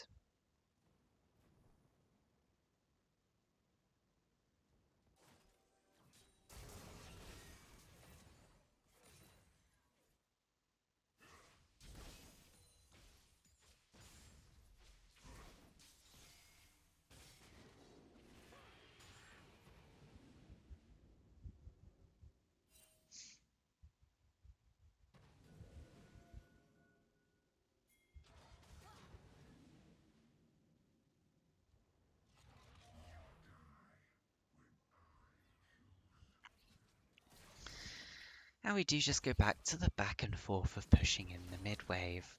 Looks like we'll be waiting for this Elder Drake to see who will win the game. Elder is up in 3 minutes and 40 seconds. Baron is up in 30. So we might see a fight around the Baron into a game end. But we haven't really seen it so far.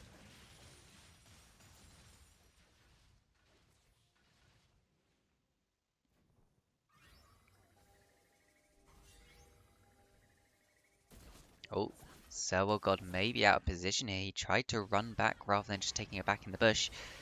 Will have to fight now. Uses the ultimate. Uses the W. He's just got to buy as much time as he can. Uses the Q for the speed boost. Heroic Charge will knock him into the wall. He didn't get far enough away. Flashes away from that one, keeping himself alive as long as he can. Meanwhile, there's a fight breaking out on the backside.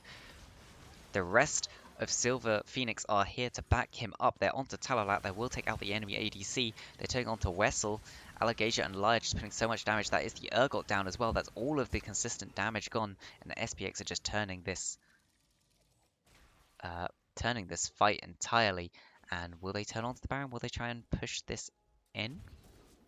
Looks like they will decide to turn onto the Baron with this one.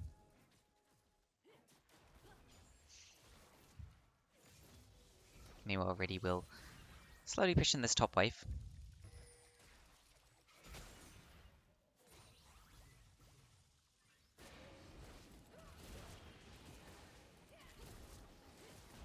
Sir will giveth and Sir will taketh away. Maybe it should be the other way around. Sir will taketh away and Sir will giveth.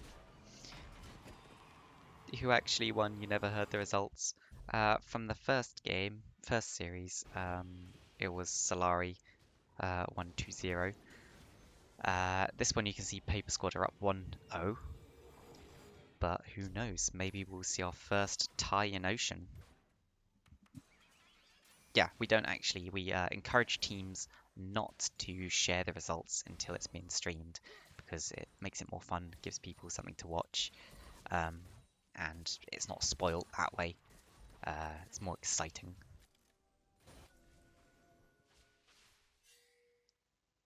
So Baron is on SPX. They should be able to use this to end the game realistically. Oh, that's an interrupt.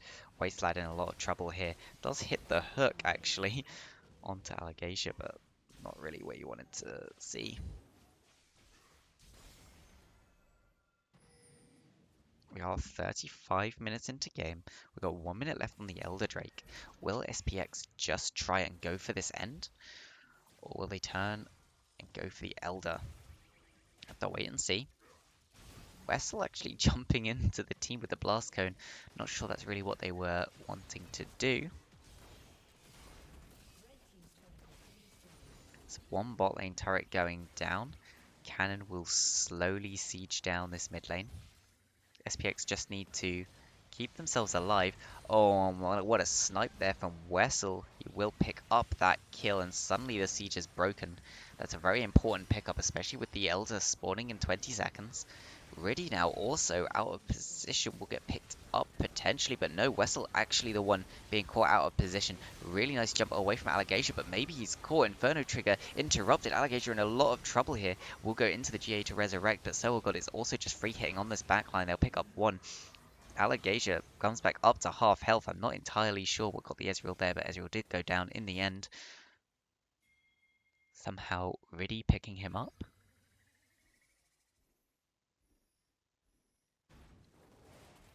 And looks like SPX not confident to end 3v2. Will just turn onto this Elder Drake. Should be a fairly easy secure. And then will just go back. But for this final one, they do manage to get the Lyre respawned on the Leona. So Leona will also have that Elder Drake buff, which is very important, especially for the character with the Ignite, because it means that the Ignite ticks will trigger the Elder Dragon buff.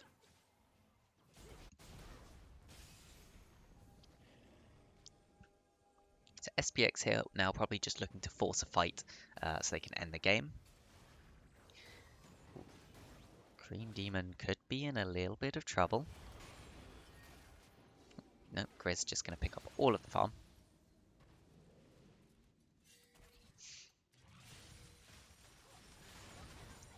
And come on, SPX. You can do it. You just gotta force a fight. See Lyre moving up here. They're probably just looking for a solar flare onto a priority target if they can burst someone down. They really just need to pick up a kill to be able to end the game here. Looks like they're just gonna play it out slowly, using this Elder Drake as if it is a Baron buff.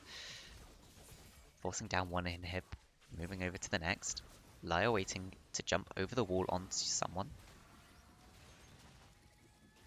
Poppy ult being charged will just throw away a lot of the minions, buy themselves a little bit more time. Cell got actually incredibly low. Nice block from Grizz coming out. The ultimate from the Ezreal just goes wide. And Paper Squad actually managing to keep off this assault. So far, only one inhibitor going down.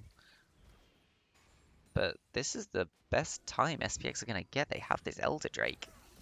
Ooh, Wessel maybe in trouble, does have to flash away.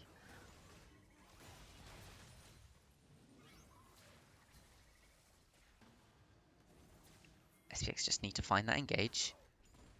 Still just waiting on it. Serwal God is coming back. Riddy does have Stand United to just come straight back to the fight. This is not a 3v5. This is a 4v5, delayed 5v5. If they want it.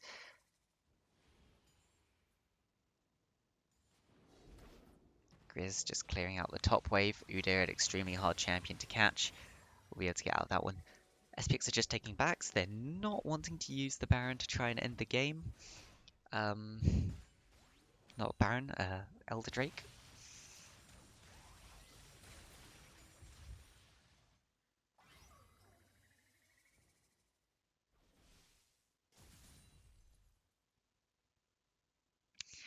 As we approach the 40-minute mark, I believe Elder's wearing off. I think... No? Do they still have it? No, it has worn off. Yep, Elder has gone.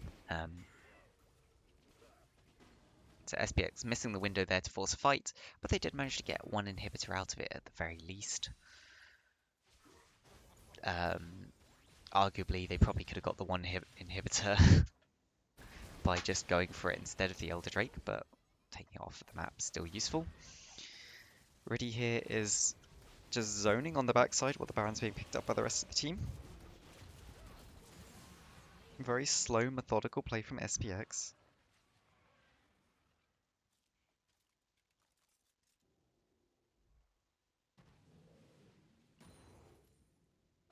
You can see they move up towards this top lane to try and force that in. They have Victor on the bottom lane. He does have teleport, so he can join if needs be. So Victor does pick up that turret, actually throws the ultimate down, trying to go on to get the kill onto Vessel. That's so much damage. Kill picked up against the Urgot. Serwal God coming out when it's clutch. Picking up the kill, picking up another inhibitor. There's the Solar Flare trying to come out. Cream Demon ejects one, but it's not going to be enough. Meanwhile, there's fights going on all over the place. And SPX going for the end here, picking up one, picking up two. With only two left, they don't quite get the kill onto Serwal God as SPX end the game. Take themselves back 1 point and make sure that they end first week with a point. Closest 11k diff you've ever seen. Ooh. Oh, my voice is dying.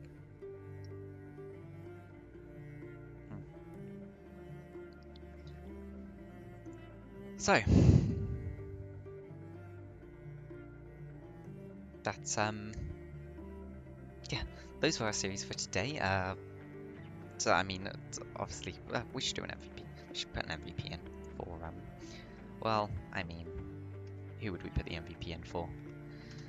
I'm not sure. I'd have to choose some people from both teams, I guess. MVP.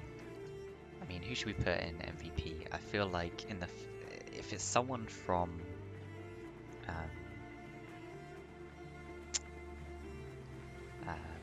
brain not working, I'll put in some people. It's fine. Right, there we go. There's ones from one team. Give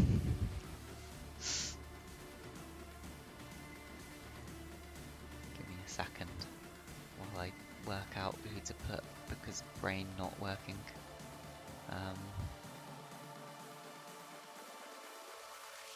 Let's put and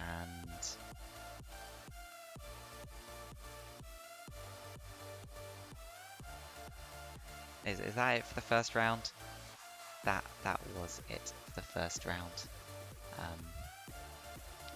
So the first series of games are now actually all complete.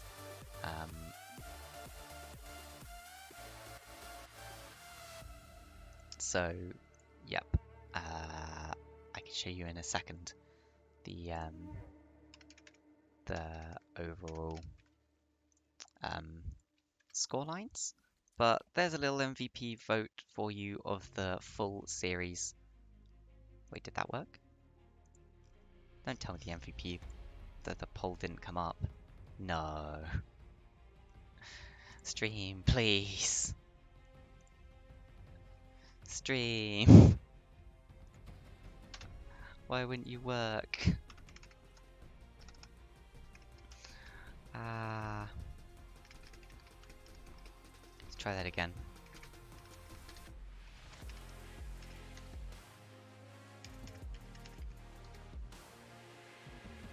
Oh my god, my brain is going. I'm just forgetting people's names. Who am I thinking of? Who's the one I'm missing that I was trying to put in there?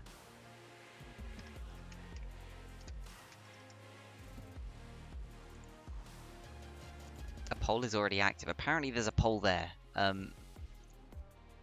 don't know. Am I just blind? Is there a poll?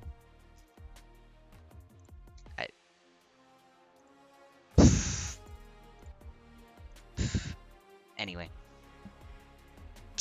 It won't let me start a new poll because it thinks there's already a poll. So I guess no poll. Unfortunate. Spam whoever you think is the MVP in chat. We'll have a, I guess at who gets the most spam. There you go. Quickly go have a go at that. And I'm going to quickly write in the results into here.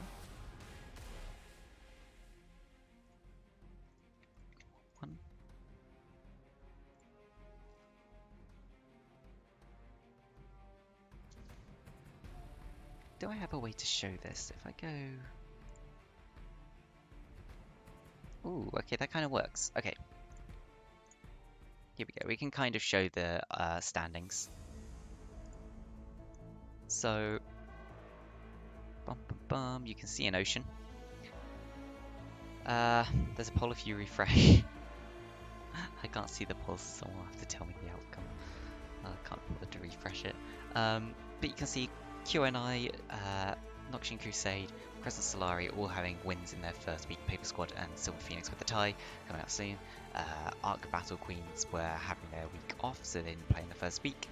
Cataclysm, Dutch Community Team Ruby and Arc Ghost all lagging a little bit behind, wanting to get ahead, wanting to pick up some of their first points next week. When we look towards the next week, we can see SPX playing DCTR. We have Arc Ghost against Paper Squad, Crescent Solari against QNI, which should be an interesting one. I think that's two of the ones on 2 points. Yep, two of the top standing ones. And Arc Battle Queens against Cataclysm be another interesting one to see where Battle Queens come out on the overall. And then if we go to River, production values. When we look at River, we can see Fuji Assassins and TLH are topping the table, each having their wins. Oops Girl and Just End have their draw. Stream and University of Crabs yet to play, and Pogmore and QNI didn't do it. Who was Wessel in that last game? The Ergot, but he absolutely smashed game 1, so you know, had to be on there.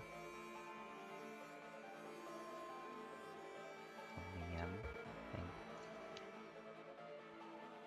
Missed your flight. Can you still cast? I don't know. I mean, there's no. We're done with the stream today, but hey, I mean, they'll be casting like later on probably. Anyway, games coming up for this week. We've got Just End against Pogmore. So Just End, of course, getting the draw. Pogmore losing, wanting to pick up their first points. We have QNI against Oops Girl.